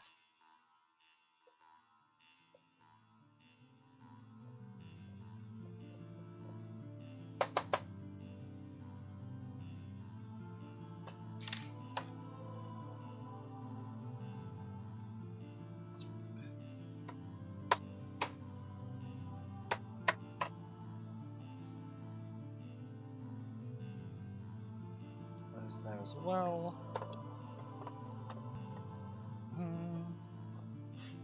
It's really unpleasant to like sit your hand on the pile of sand that's come off. What time is it? Oh, it's 1:45. Wow, this egg's taken us a while. I was right to do the other one first. It was a much better introduction. Because we've been going at this one for what, nearly an hour, and we're not particularly close to having it out. Oops.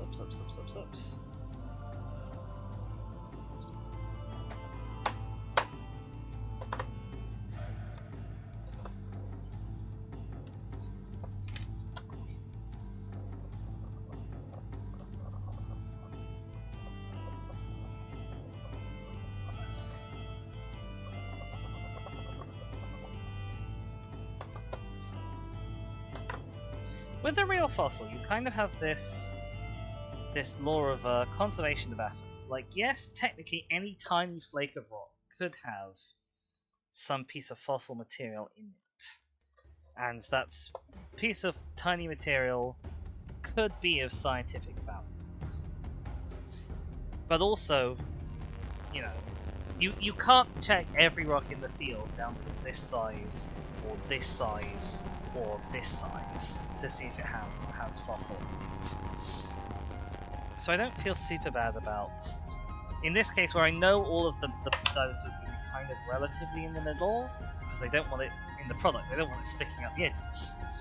So I don't feel too bad for kind of taking these sections off when I do.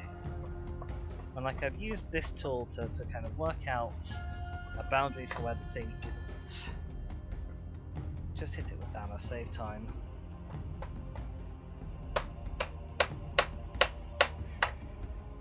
Ding.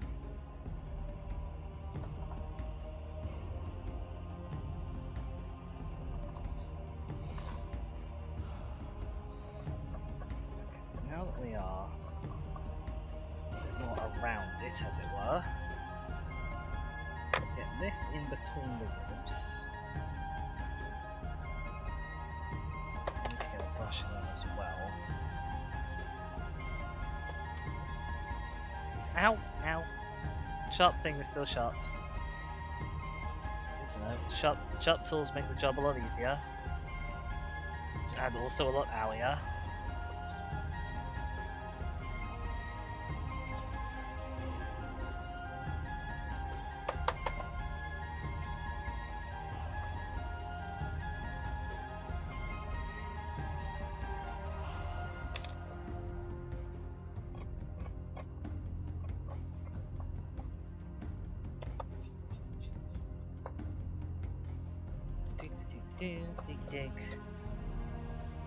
Dig. I can see that this would absolutely take a small youth sort of several hours. This would be a very efficient way to keep your young thing busy. As long as you don't mind them making an absolute total mess with bits of rock.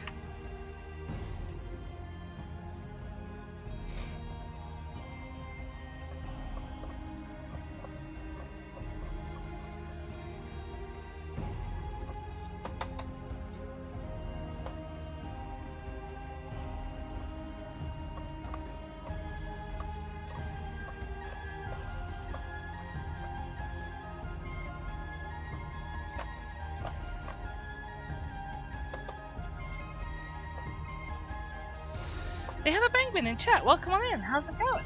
I hope you're having a lovely day. We are 1.5 eggs deep into our dinosaur digging Tipathon goal sort of thing. Basically, every time I hit a goal, we're gonna open up a new dinosaur, a little boy. From these two so far have been from like the noughties. These are things I was gifted when I was a wee Disney and have been kicking around in our house ever since. And yeah, they're now finally getting a new lease on life, or at least a new lease on death, given that they are fossils. Our first eggy, we got this little guy, and Shaskar kind of gave a big throne gift, which got us through the milestone for this and the milestone for another one. In the omelette, Kingo? Is that what the rest of that word is going to be?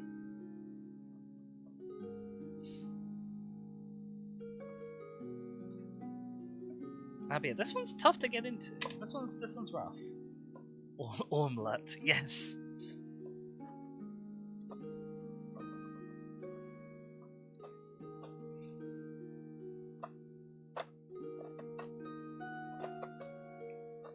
Yeah, what we don't have is the fancy true paleontologist tool, which is a little repeating pneumatic pick that you would use to sort of carefully scrape away all of this stuff without quite so much manual labor.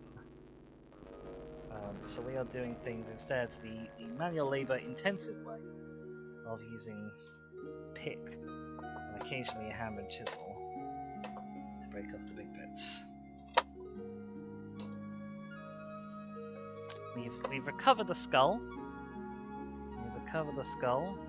It's a little theropody boy. You can see we've got sort of a torso here, a little leg of some description here. We've got a bit of spine there, probably a bit of tail actually, seeing as there seems to be a mostly intact spine along this rib cage here.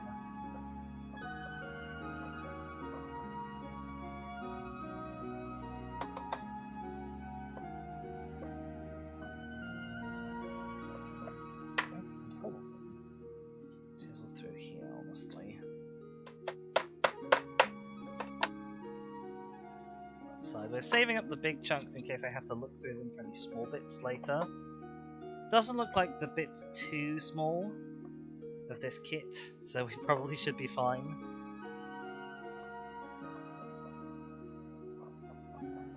It has been a bit weird because obviously this whole leg and foot is like one jointed section of plastic.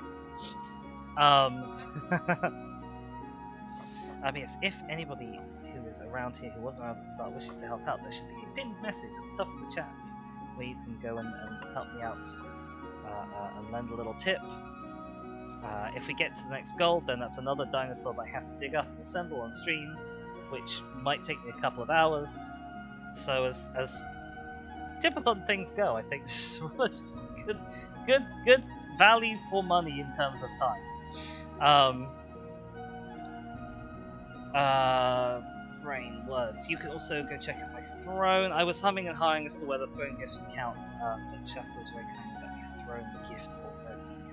So that has been added to the total. Oh yes, Streamlabs is on a little timer to let you know as well. Thank you, Streamlabs. Coming at the appropriate time.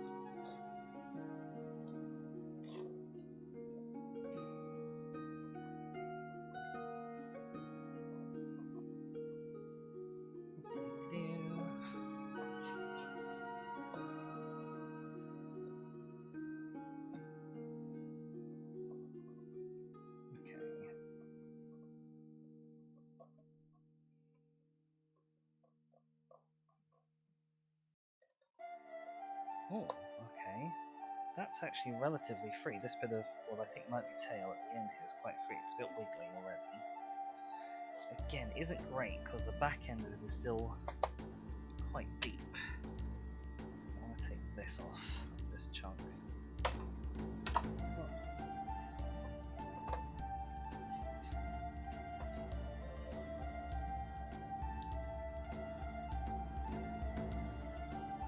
There's another thing in there, so I don't want to get too ambitious.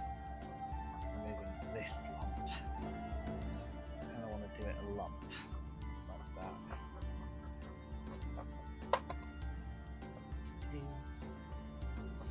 that. Also, if you're just joining us, we have some lovely music provided by Adrian von Ziegler. 10 hours of Celtic music. If the stream goes on more than 10 hours, I have no idea what I'll do for music, because honestly this is just the background music that goes on. This is one YouTube video and it goes on every time I do an IRL stream, and I just do them so infrequently that hopefully no one goes mad from listening to it on repeat.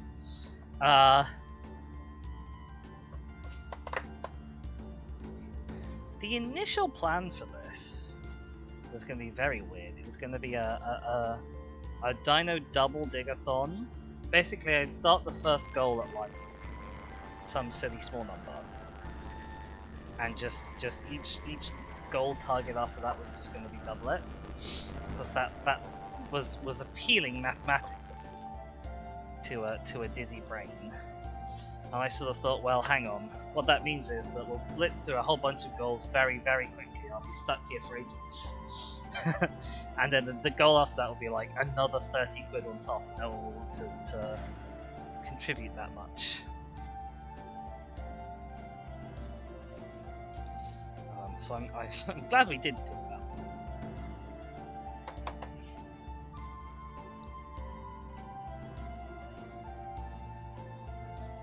A good call.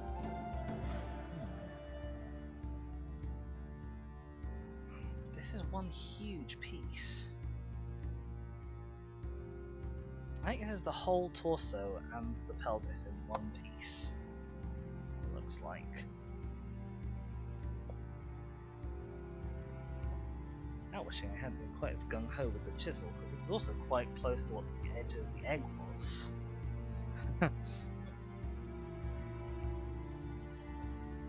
If we'd come in at the egg from the other side, we would have had a much easier time of finding stuff.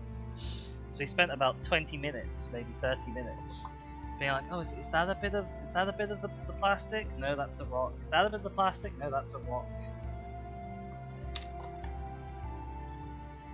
I really want to get this whole section out here.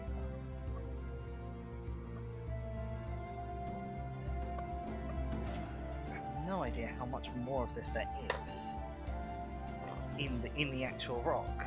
I don't know where it ends. I can't take a chisel sort of through this bit until I do. Like, in theory, it shouldn't stick out this way any more than it does. But can I say for certain that it doesn't? No.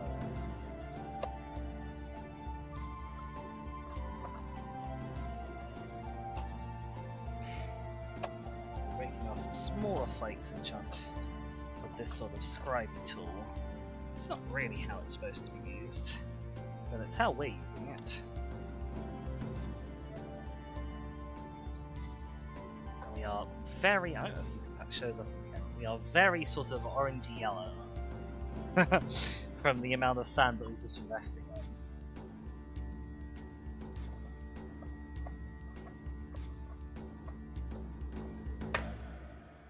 This is millimeters below the surface on this side. If we dug in there, we would have hit something straight away.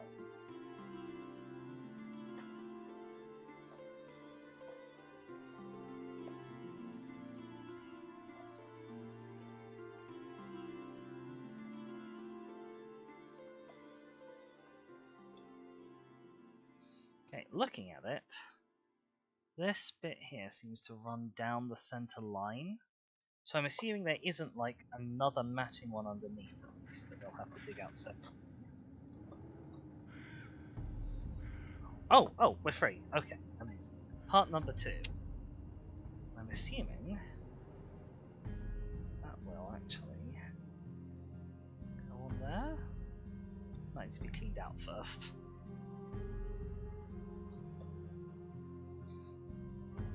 That should hopefully, now that that's up for one, we can get to the base of this leg that's been taunting us for a while.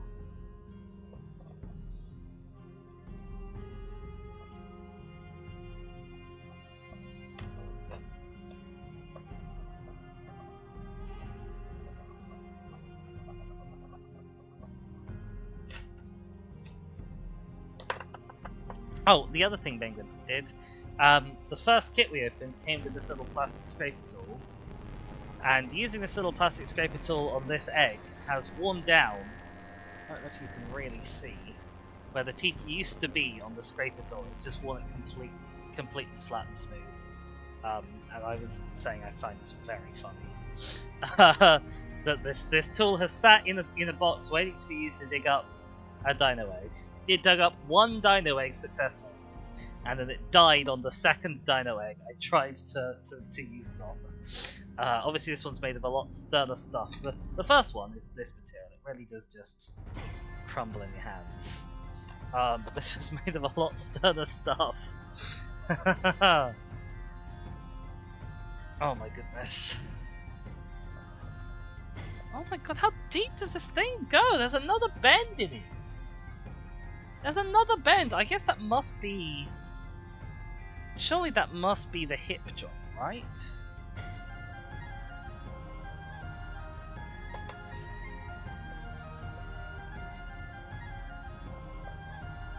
There's this bit which I really want to break off. I'm worried there's going to be something in it. I don't really know how many parts I'm expecting this to be in, because I haven't looked at the instructions. Because, I mean, a real dinosaur skeleton doesn't come with instructions.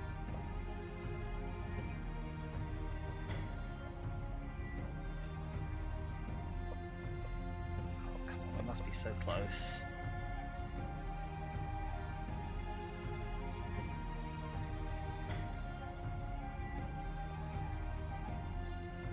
Must be so close to getting this leg free.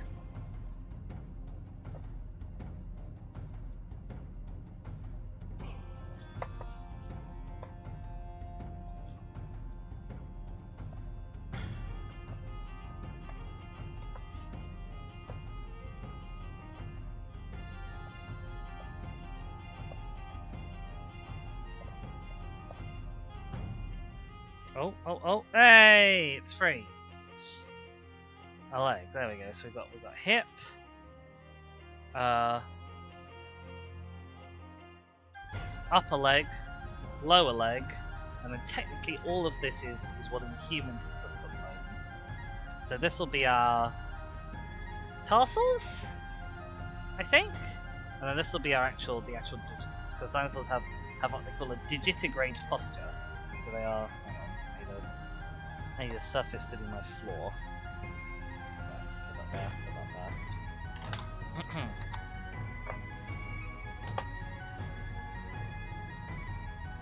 there. So this is the floor. Dinosaurs are up on their toesies like this. So what looks like the bottom of the leg is actually this part of their foot, which is why it looks like they have sort of an extra joint. Most animals are actually like that as well. If you think of something like a cat, it's got a cat. If you draw a cat leg, you draw bump, bump, bump. Well, that's the knee up here, this top bit. And this is the lower leg back here, and this is technically the ankle all the way up here. And then they have foot coming down, and then digits going across to make the paw of the animal, if you will. Okay, with that done, I'm actually just going to start on this side of the rock and just burrow through until I either hit fossil or this segment comes off.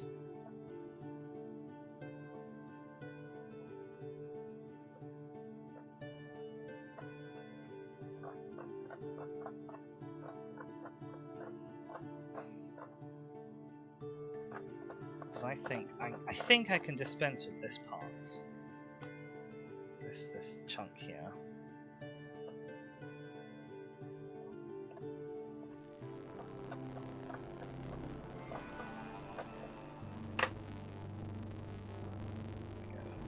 That's one side just in case. Okay, so we've now got maybe half of the skeleton out, and we're down to about a third of the egg left to find it in. With probably most of the individual parts uncovered. There's this sticking out here, which I assume is an arm.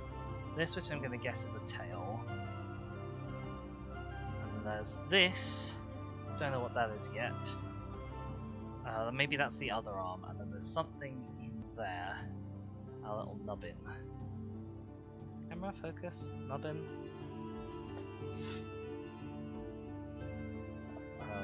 Yeah, so that's the general plan.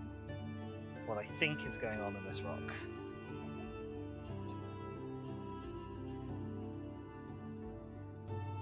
If the arm bits are as long as the leg bit, they're going to be very deep. And we've unfortunately, we've come at them from end on. Ideally you want to come at them from side on, so that you can map out their full length, and you just kind of go under them a little bit here and under them a little bit here, and then they're free. We have not managed to do that.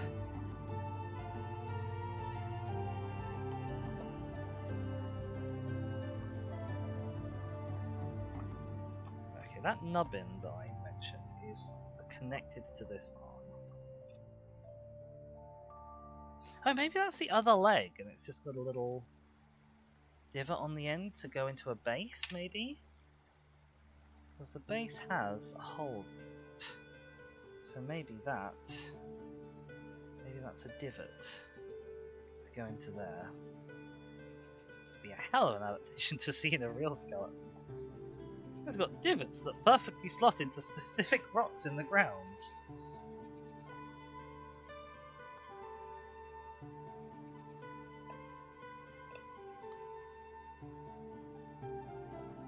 It does raise the question of where the hell is the other arm then?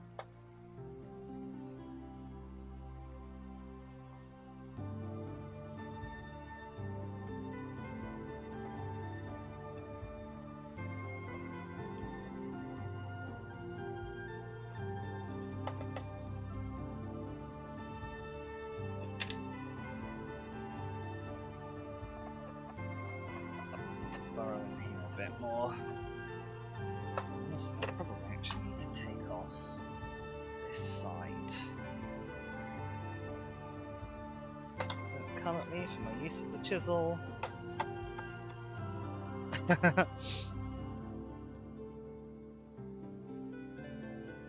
can come at me for my probably horrendously out of date and inaccurate paleontological knowledge, but don't come at me for my use of the chisel.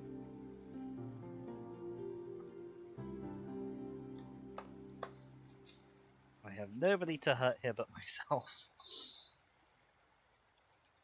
I think I can go through all of that. I don't think there's anything in that bit.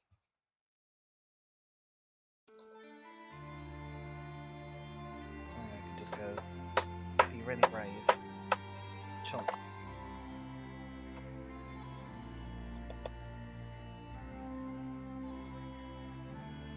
That's helped a lot. Probably also chunk this bit up as well.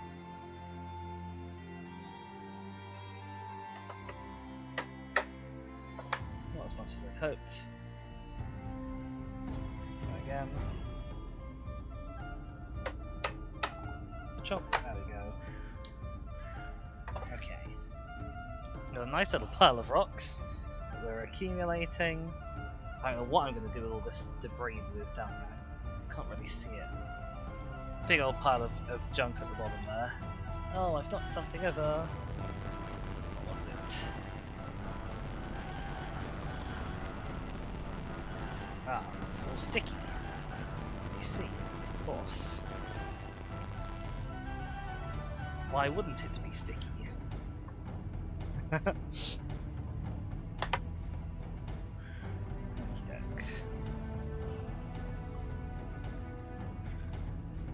There's two different bones here that are very close together, which could make getting both of them out awkward.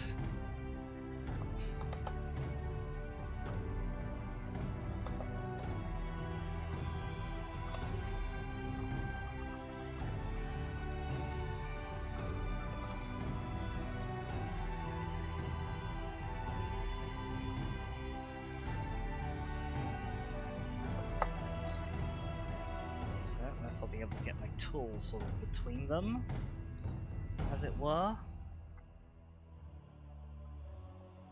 to free them from those bits of matrix. So they might end up coming out as a really awkward pair.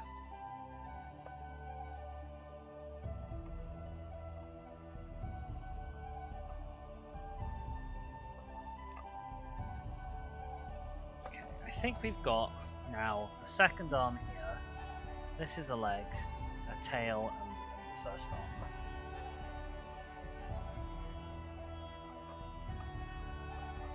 So I think we can now see everything that I'm sort of expecting to see in the skeleton.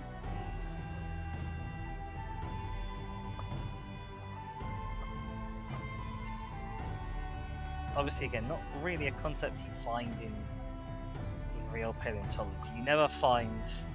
You almost never find like one whole skeleton that is just one skeleton on its own. There's no other things at all around it, and every single thing is there and you can check it off like a checklist.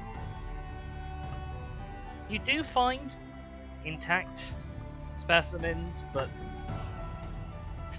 you don't really find intact specimens, you know?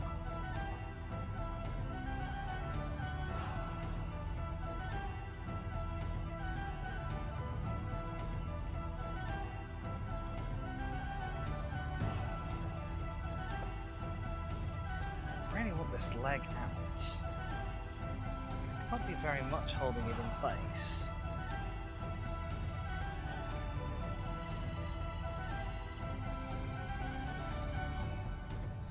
We have a meet tomato. Welcome on in. Thank you so much for your affiliate anniversary celebrations. It's lovely to see you. Hey, we've just priced free another bone. We are working through dig out your own dinosaur skeleton kits from when I was 8 years old or less. So in some cases, these are literally kits from when I was 8 years old. There's an arm that's come free as well. And people who recognize this arm will now have an idea of what it is we've actually dug up. Oops, just dropped that.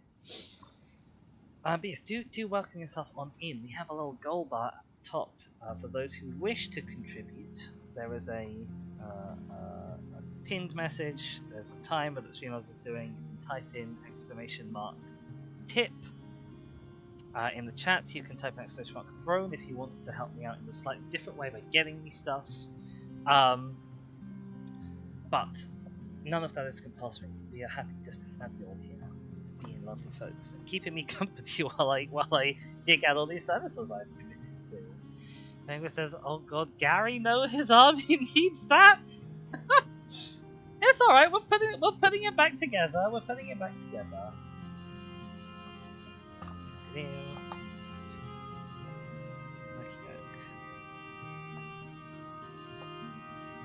There can't be very much holding this tail. It means as I dig more and more out, and the leverage gets more and more strong on whatever piece is being held, I get more and more worried that it's gonna snap. Of course, a real tail would come out like one vertebra at a time. You get this out, you take it off, you get this out, you take it off. Because the tail itself isn't going to be held together, really, apart from by the rock that you're taking it out of. Oh, there we go. Okay, it's free. There's a tail.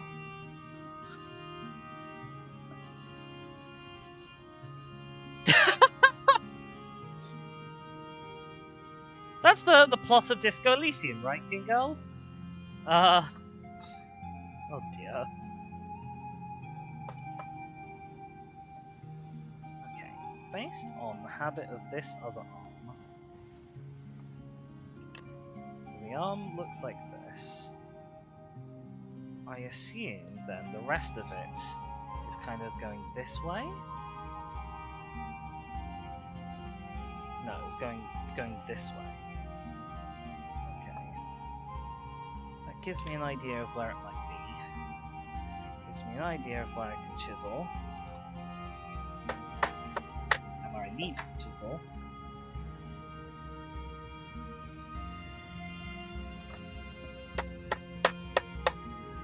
Honk. And where I don't really want to chisel, which is all of this bit. Not until I know where the arm is. Then we can chisel past the end of it. Oh, Internet says that seems like the wrong kind of chisel. What kind of chisel would you be using, Tipathon? I mean, it's the chisel that we're using because it's the chisel that we've got. The chisel that was provided is this. This is utterly useless.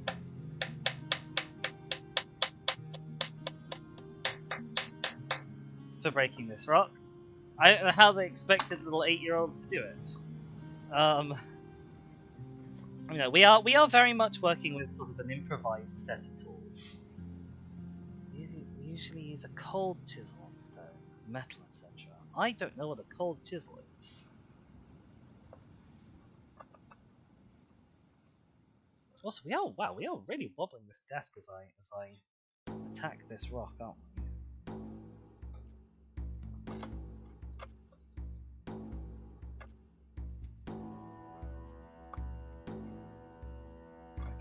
Loose. I can feel it's pretty loose. Tipathon says it's marginally different. That's fair. It's not the chisel that I would use on rock.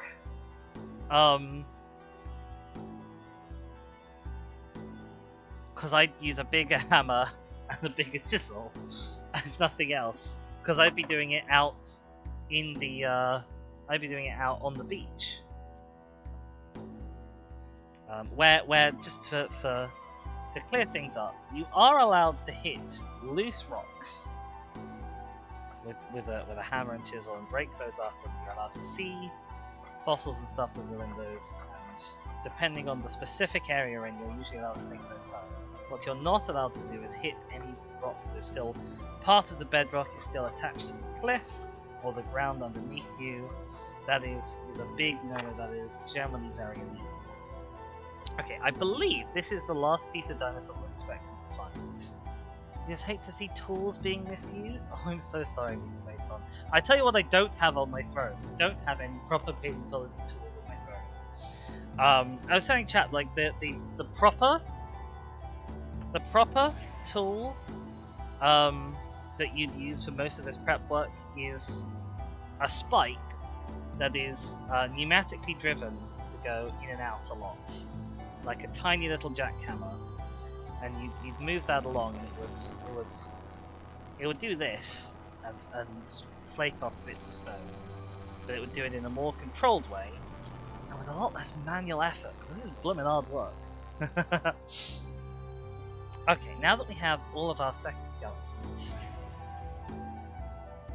we can have a little examining of it, clean up little holes where they need to be cleaned.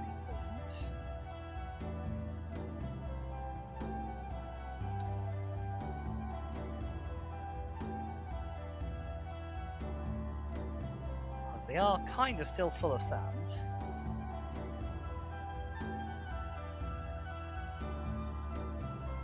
And maybe see about starting to put it together. There are instructions included. I'm gonna see if I can put it together without them first, then refer back to the instructions. Because again, real dinos don't have instructions. Asterisk, they kind of do because we kind of know like how a skeleton goes together.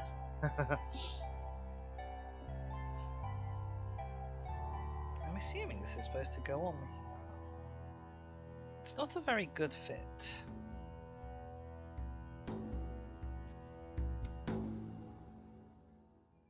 There we go. That's a bit better. Maybe it just needed a bit of encouragement. And then we have, there's going to be a right leg. Again, not a wonderful fit.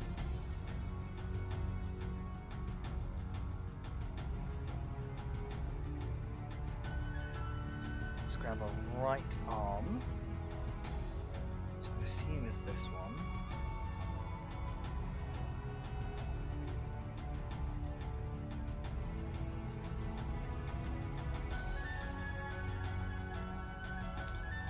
Then we have a left arm.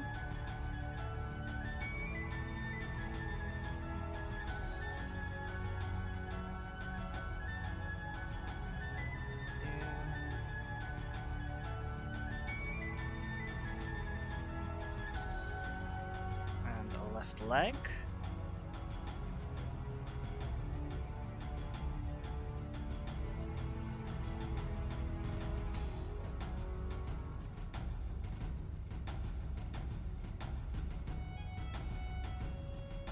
And finally a tail to stick on the back.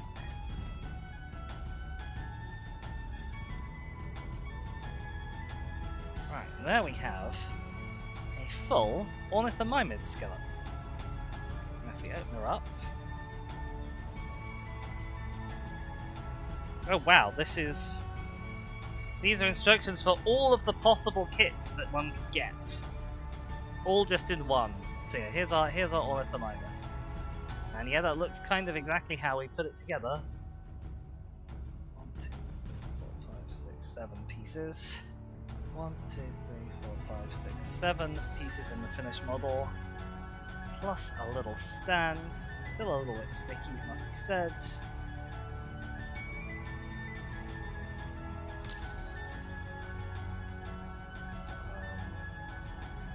This other leg is making my life awkward.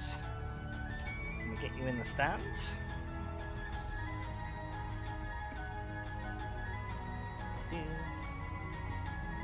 Ah! Not if I fling the stand away.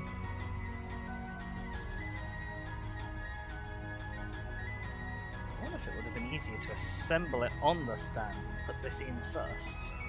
Because this is very awkward, it doesn't want to go in.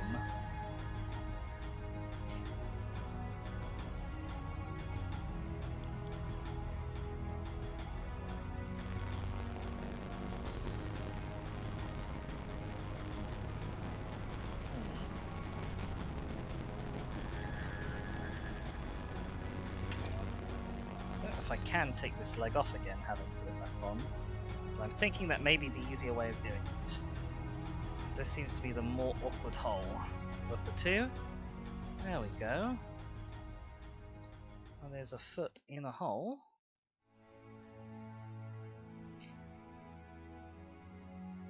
And we attach it back on.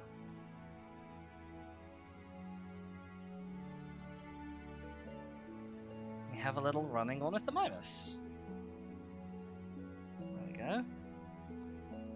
Camera, you can do it. You can focus. Oh, that looks really adorable up close on the camera. That looks super sweet. I love that. That's wonderful. We have two little dinosaurs. One of them with exceptional soft body preservation. I mean, honestly, this is still exceptional preservation. Just finding a whole articulated, but a whole skeleton. The parts of it are articulated. It's in a bit of a funny, wonky angle. Just because of how the hip connects. But yeah, I'm very happy with that. Oh my goodness. Oh, we're doing really well. It is 2:30 near about. I have one more thing that we have met the goal for so far. So stick around. I will be doing that, but I need to take a little refreshment break. I need to grab the fluids. I need to grab. He's a little guy. He is a little guy. I need to grab the fluids. I need to grab a bathroom break. You guys should go and do the same. Listen to this lovely music that we have on while I'm gone.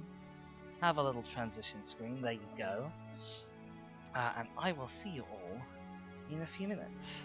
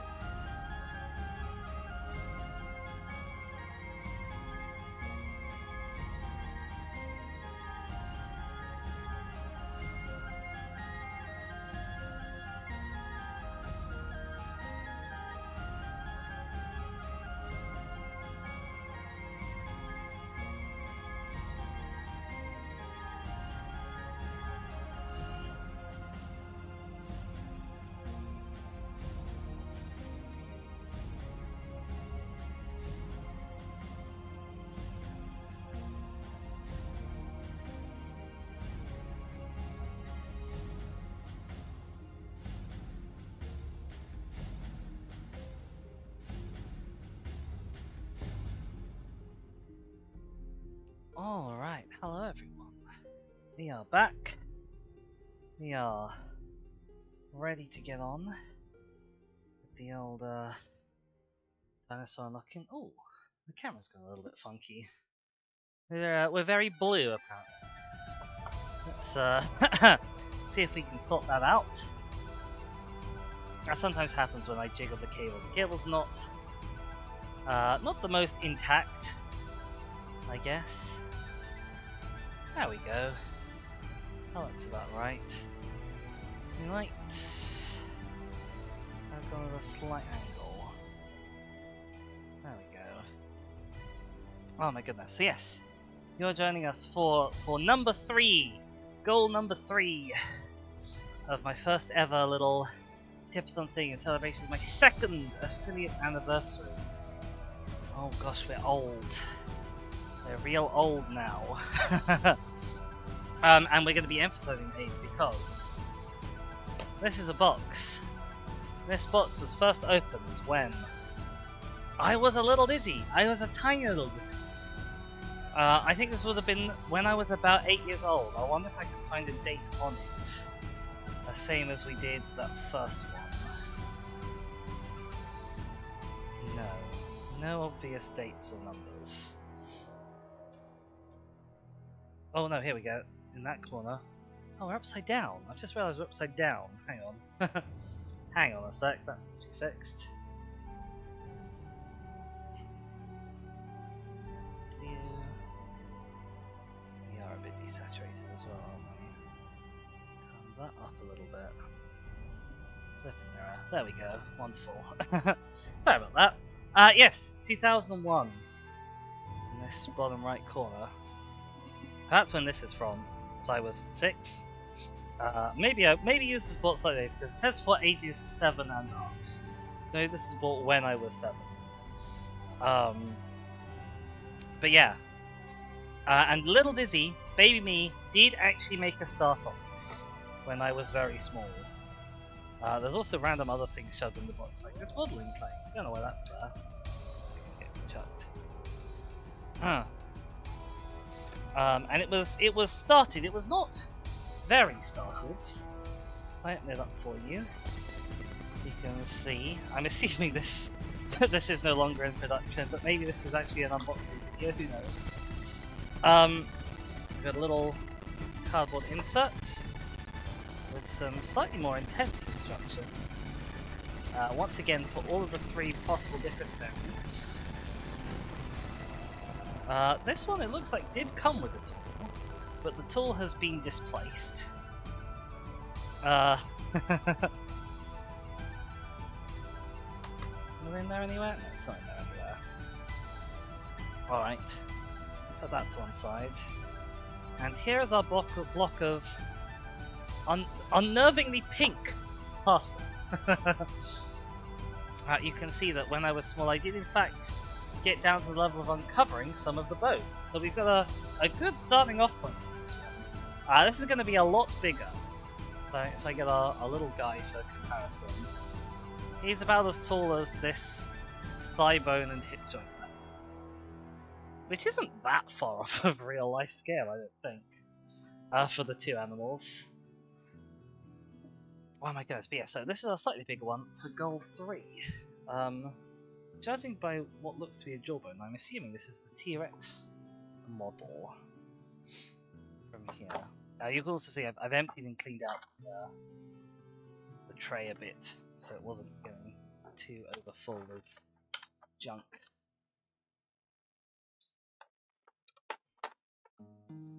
Get all our tools back in so they don't wander off. And yeah, I guess start with the ones that we've got exposed. Would make the most sense. And this is plaster, so this is a different material again. This is, I guess, most similar in the field to a limestone, which is the more common kind of a rock to find fossils in, I would say. But unlike a real limestone, this is dead soft. And the reason why paleontologists wrap fossils up in plaster again once they've uncovered them is because it's relatively easy to get off.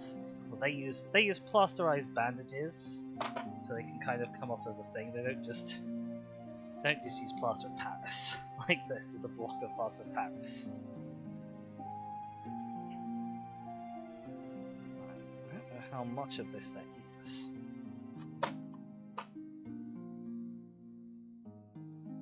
It is a bit actually more awkward, weirdly, to dig through with this tool, just because it doesn't flake off quite as much. It's more matrixy and less particulate.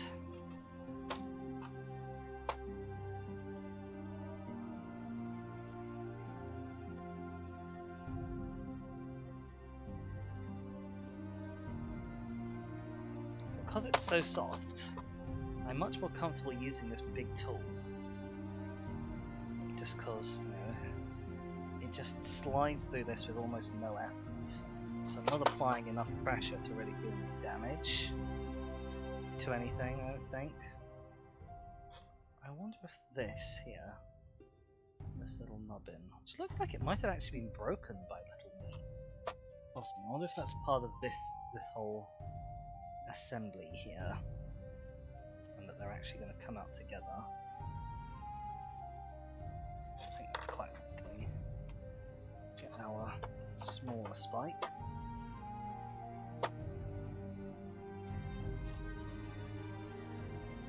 One of the problems with the plaster is it's a lot harder to see what you're doing because it sticks to the actual little plastic model a lot more sort of cloyingly. So the dinosaur bone itself looks quite pink a lot of the time. So I definitely rate the as a toy for kids. I definitely rate the ones that are in sort of fake sandstone a lot more highly than this.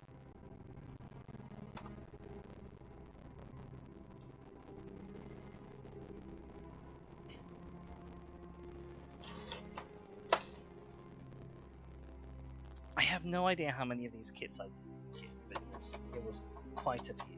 You also, I don't know if you can see, as I just tap this, there are clouds of plaster dust coming off. This is really the one that I was like, I want to get the sheet down for this. Because this is the dust that's the real nasty stuff. You don't want getting into anything.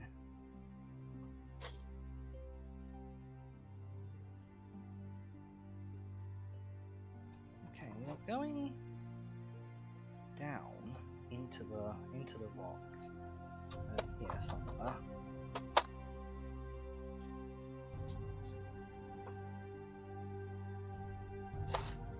I'm not sure where the extent is of this. Is that the end? That's the end, okay. There's not a lot more to do to get this first bone out. The other thing that has occurred to me this one is it's possible that I may, in my youth, have excavated a bone and thus left the set incomplete. That's a possibility I can't rule out.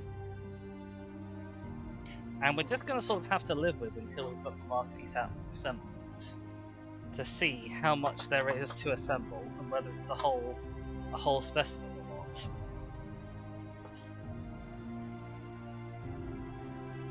This is where the little tool really comes into its own, is getting underneath the thing that I want to come out.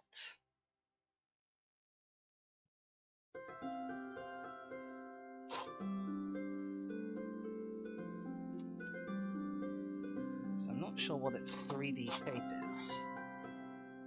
I'm not sure like how it's kind of kept in at the moment. The rock.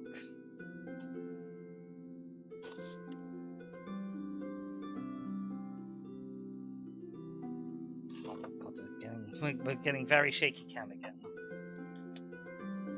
This is a very shaky desk.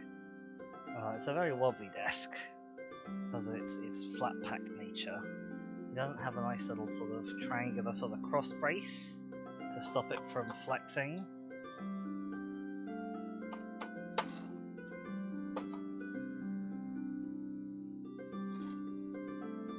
must be this bit down here that is still trapped. I'll start using the brush rather than just tapping it to get stuff out. Oh, okay, no, never mind. The brush just threw up so many clouds of dust from doing that.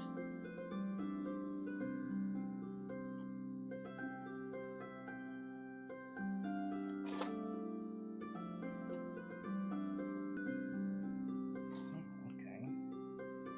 It's going that way a bit more than I realised it was going to.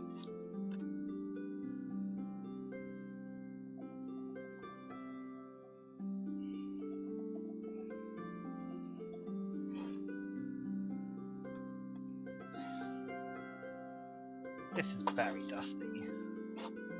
I should be wearing like a face mask for this. I don't have one easily to hand. Otherwise, and also you wouldn't be able to hear me properly on the mic.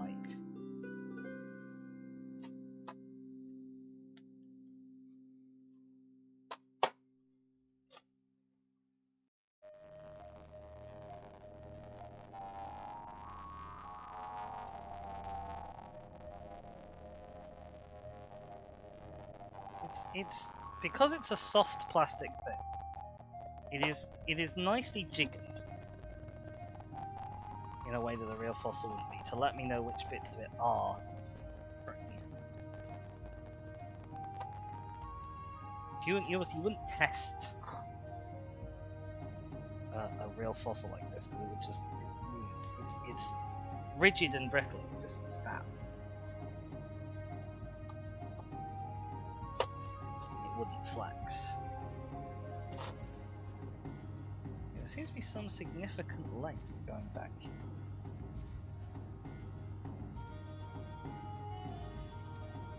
This is the animal's pelvis.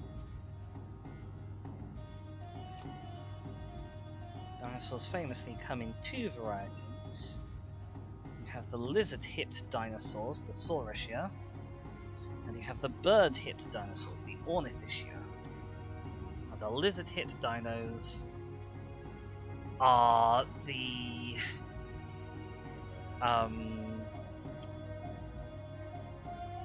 stegosaurs, the triceratopses, that kind of side of the family.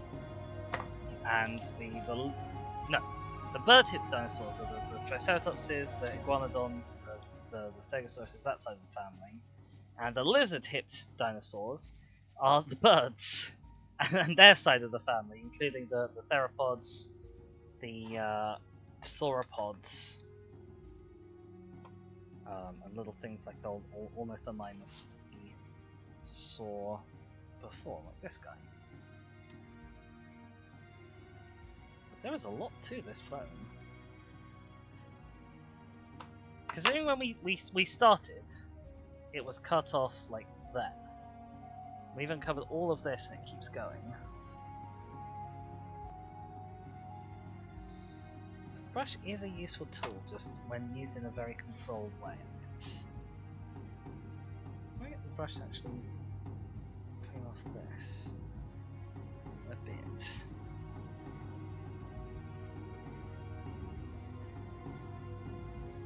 It's producing a lot of dust. I don't really want to do it too much. I don't want to breathe it all in, but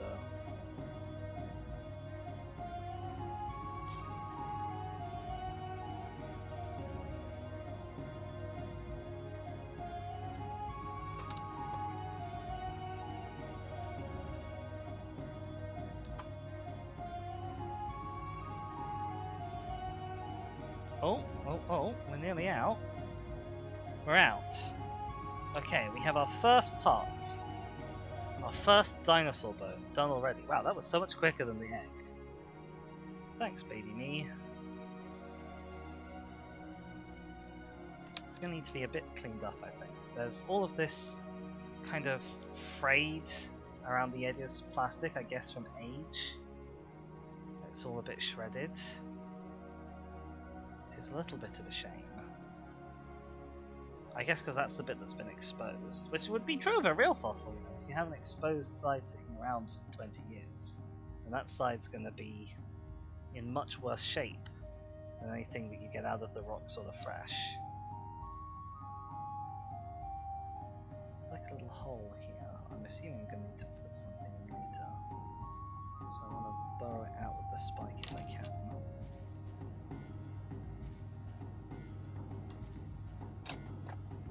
Maybe I'll use this brush to snipe the fact. No, never mind, it's useless.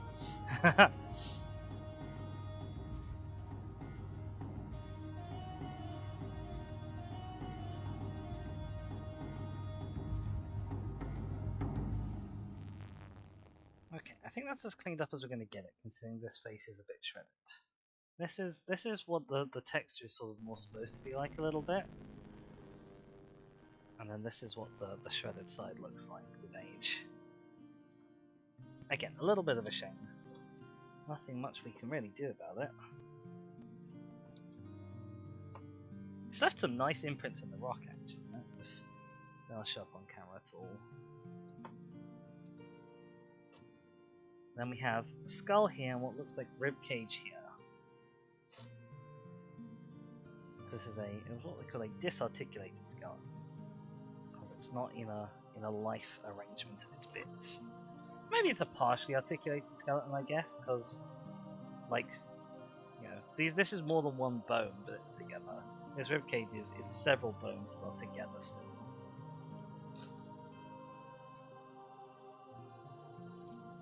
I don't know if I'd use partially articulated for several articulated bits that are not as a whole articulated.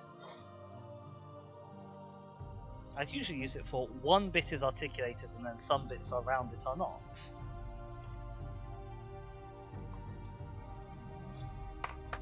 I kind of want to scrape away from the bone like that, honestly.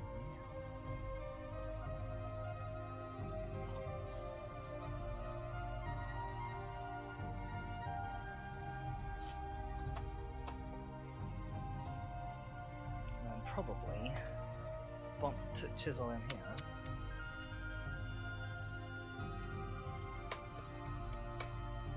Out of all these bits that we don't need, and get in the way of the bits we do want to take off more gently.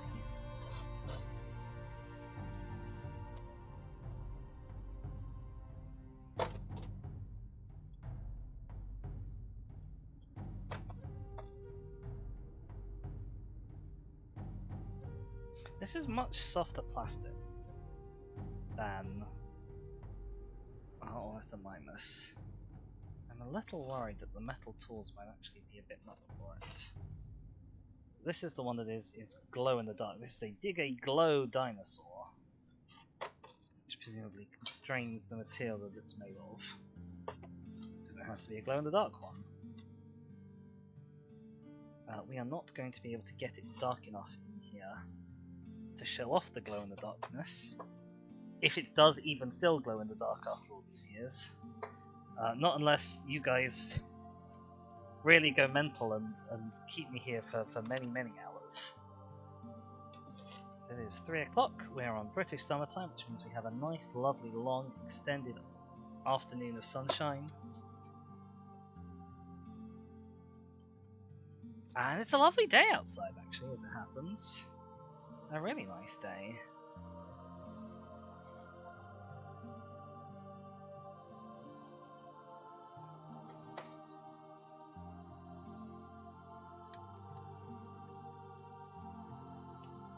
There we go. Up.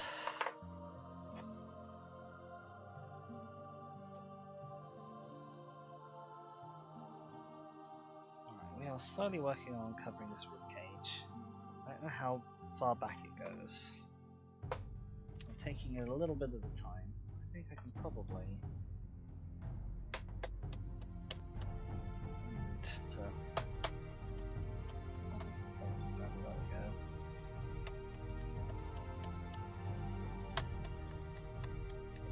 There we are. That's a chunk. We'll keep the chunk to one side just in case for later. That will massively help us out. Take this bit off as well. Pop! One little tappy. That's all we needed. a little spike. See if we can map out how far this is going. I tell you what, this bit of my finger is actually a little bit more from the harsh grippable texture of this stylus thing that I'm using. What I'm calling the big spike.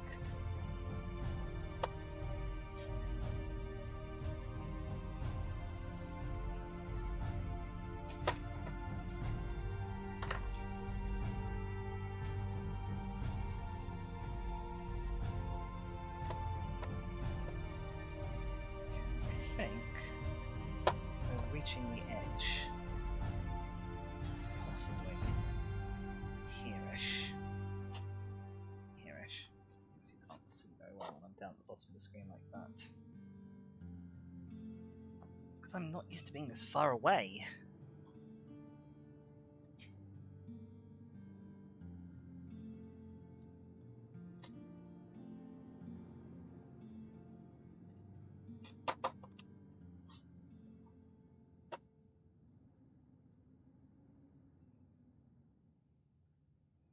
Again, you can see kind of the new stuff we're exposing is a lot less sort of worn and peaked than the stuff that has been sat exposed for 20 years.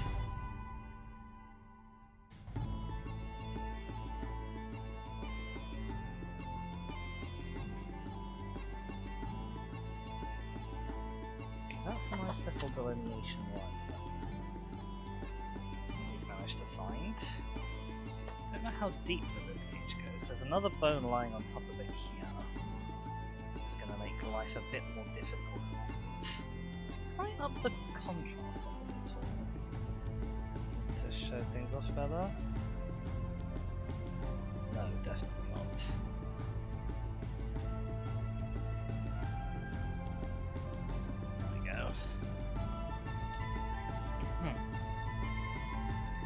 I'll just have to keep holding it up so you can see. So we've got, yeah, this is the outline of the ribcage.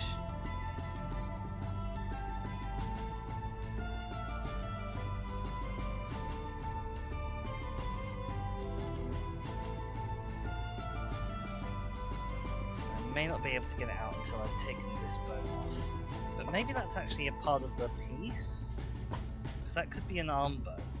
That's in about the right spot.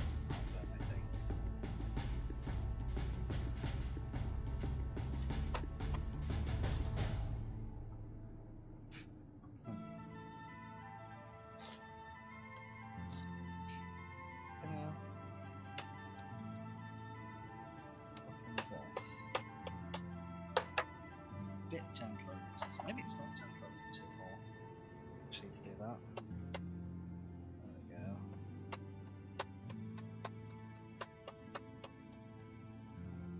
There's little bits to get a better read on this bone here and what it is, what it's attached to.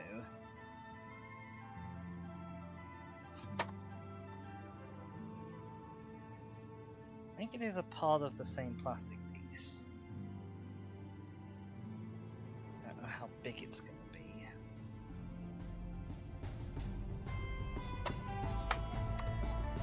Okay, that looks like there's another bit of it poking through there.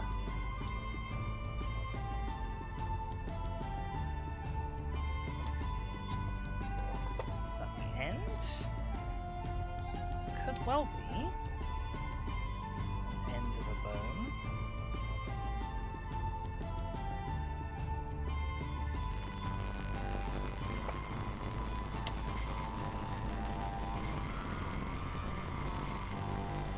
I really need like a little vacuum attachment on this, just to suck up all of the dust that is created.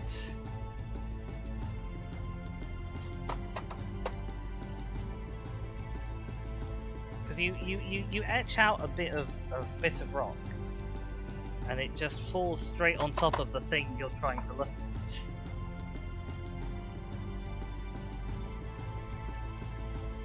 Can't see what you've etched until you clear it all off. brush.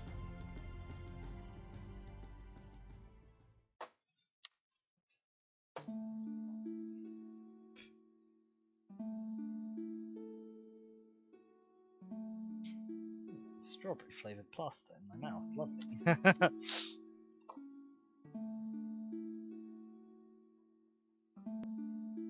I'm doing my best not to breathe it in, obviously.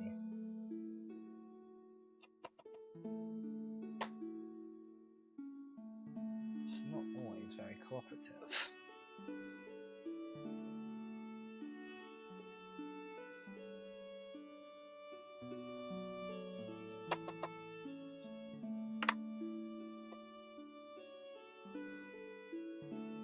Be an exciting thing to title the VOD though. Streamer gets lung cancer. Be a real clickbait headline.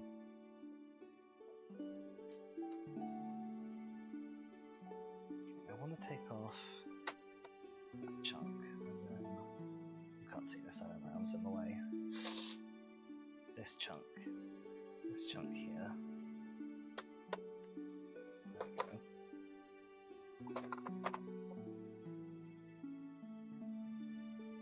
Okay, we've got sort of an outline of this arm now. Again, still not super certain how deep it's going.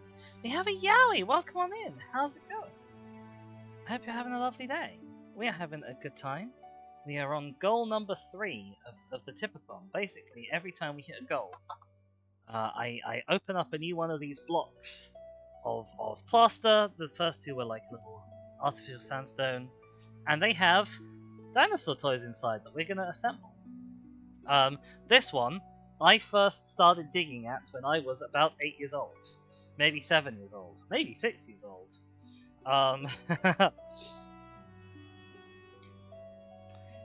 So it'll be nice, I guess, to finally finish this off after 20 years. But you are obviously not required to contribute. It is very fun and lovely to just have people around and chatting in the chat. Speaking of which, how has your day been?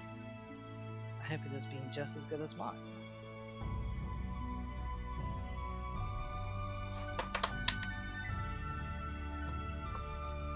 This does seem like a good time to finish it off. Well, it's not only that, it's been sat around taking up space for 20 years.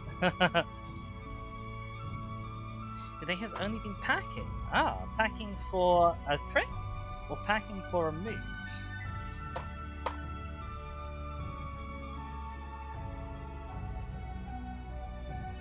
Moving. Oh wow. Well, my congratulations if it's a move you wanted to make, or my commiserations if it's not. But yeah, lots of that's a lot of work and a lot of effort. I don't envy you it, but it is going to be me someday. I guess in not too long. In theory, I'm gonna take this whole little chunk out, shallow angle, that, and this bit, and maybe even this bit. Yeah.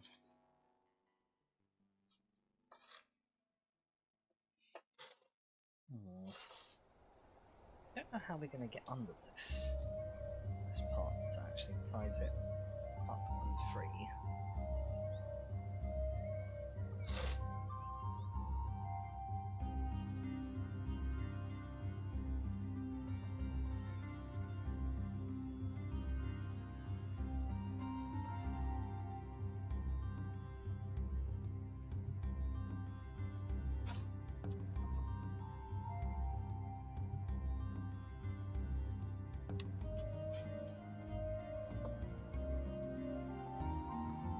It's a move I wanted for a long time. I'm finally escaping Florida. That's such good news. It's a lot more a lot of work rather than excitement. That'll change once everything is done. I imagine it will. Well, I'm super happy for you. Where are you heading off to from sunny Florida? Literally sunny Florida.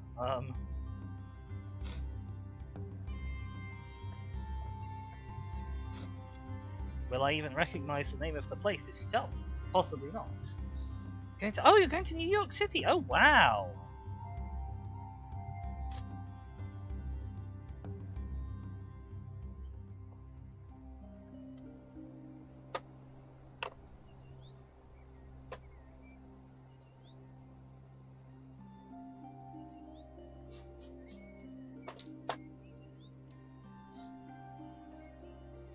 I hope it opens up a lot of exciting opportunities for you, and I also hope it maybe shields you from some of the worst excesses of what's going on in Florida at the moment, which I know is pretty bad.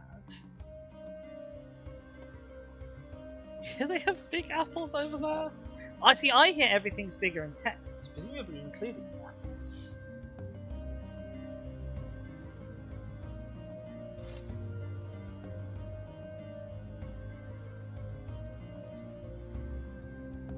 Is this going to be the whole arm and rib cage as one piece?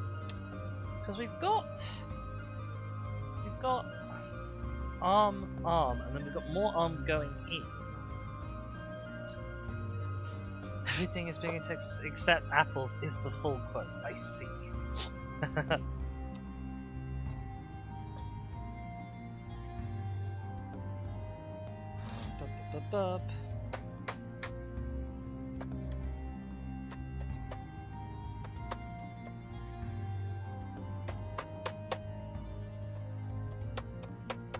Actually, you know what I could be using for this? I've got this little wedge-shaped chisel tool.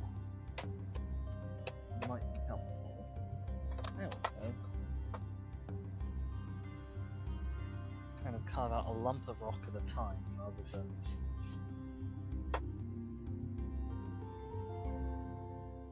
just a plane, as it were. Oh my goodness gracious me. Yes, do settle yourself down, Yowie. I assume you may not be here for a long time if you're busy packing. Maybe doing stuff and have a busy day ahead of you, but we have some lovely music by Adrian von Ziegler, 10 hours of Celtic music. You can probably find it by typing !music in the chat, I think. It's been a while since I tried that command, so don't quote me on it. It could also be !BGM, possibly for background music, or maybe I've just disabled it and turned it off ages ago, who knows.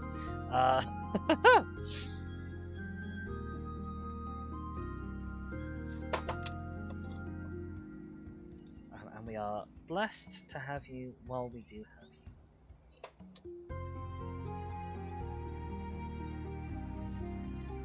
As we're blessed to have every chatter on.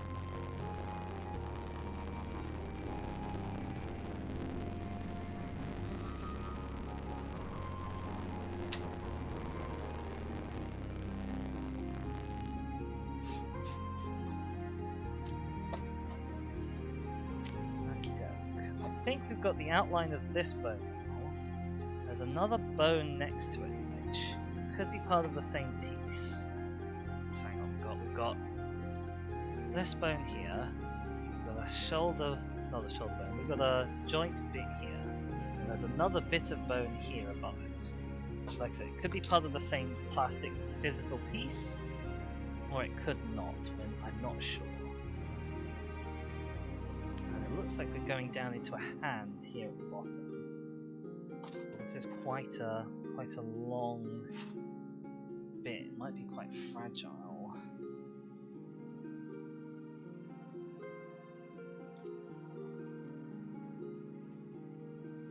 Which I'm not looking forward to if it is.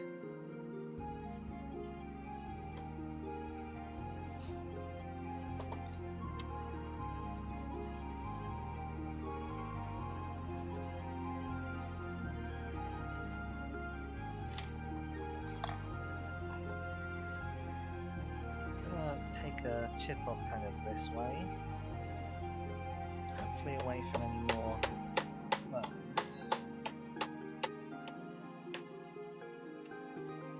just to remove some material a bit more quickly.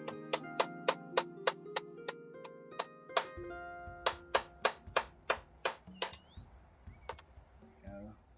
Oh, I have to sort of scrape through this whole bit now. I'll do that if I don't have to.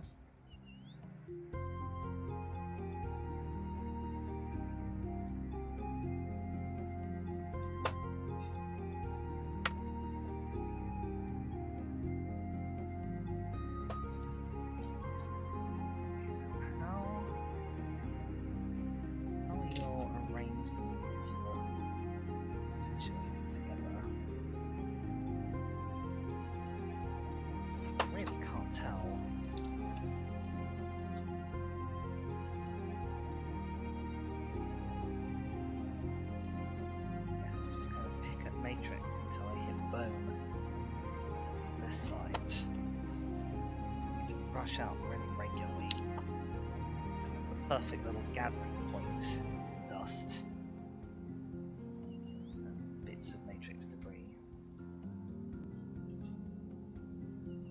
It would be a help if I could find the end of the rib cage over here. That would be a massive help. So let's see if I can get a bit of the lump off.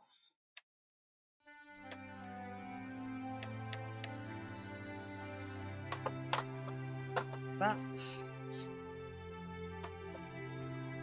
I think this one's going to take us quite a while. It's a big block.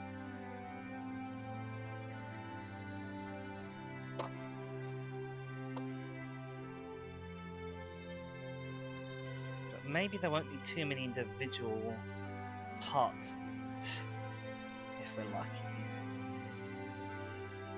Because it looks like they're fairly happy to sort of lump.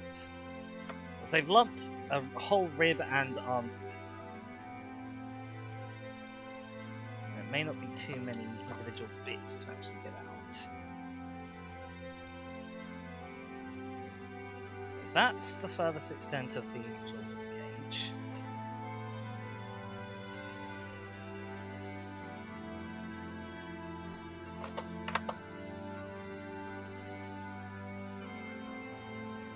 Now it's just a case of getting it out separate from this bone that's next to it. Which might be a task. I may have to do it in the other order. I may have to get the other bone out first. And delay getting the actual ribs out until much, much later.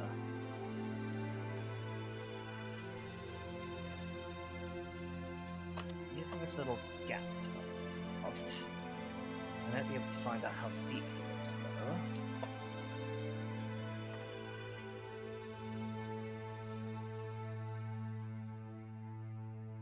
Possibly even get under them if I'm really lucky.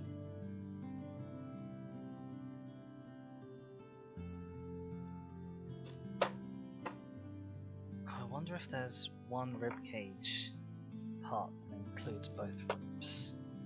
That's going to be really awkward if that's the case.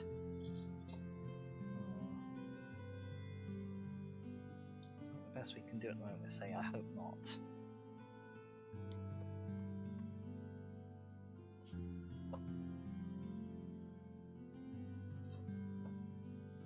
Yeah, we've got a cluster of bones all together here, and they're close enough to each other to make life interesting but awkward.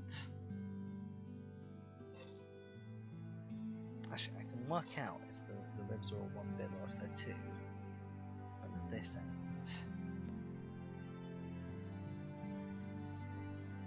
It's looking like it's going to be one bit, isn't it? Also, I'm putting just enough weight on this that it's flipping up every so often. It's a bit of a pain. It means I need to move forward, really. Obviously, I'm trying not to. A, I'm trying not to do that and smack the camera about too much. And B, I'm trying not to get poor old real-life Dizzy's horrible receding hairline on view.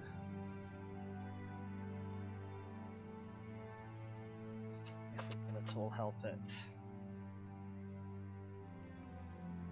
What do we think? Can you see? Do we think that's one part here, or do we think that's half of the rib cage, or do you think that's going to go down in and be a whole rib cage? I think it's going to go down in and be a whole rib cage.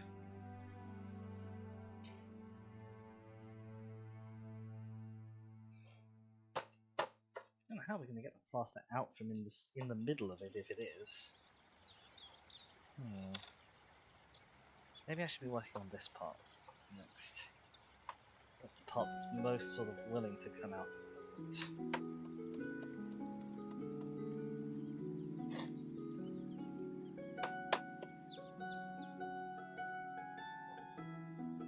Okay, that's got a friend as well. Come on you. Come on. Plaster off, there we go. I don't know if you can see, there's kind of white flecks where not all of the plaster has taken to whatever they've used to colour it tremendously well.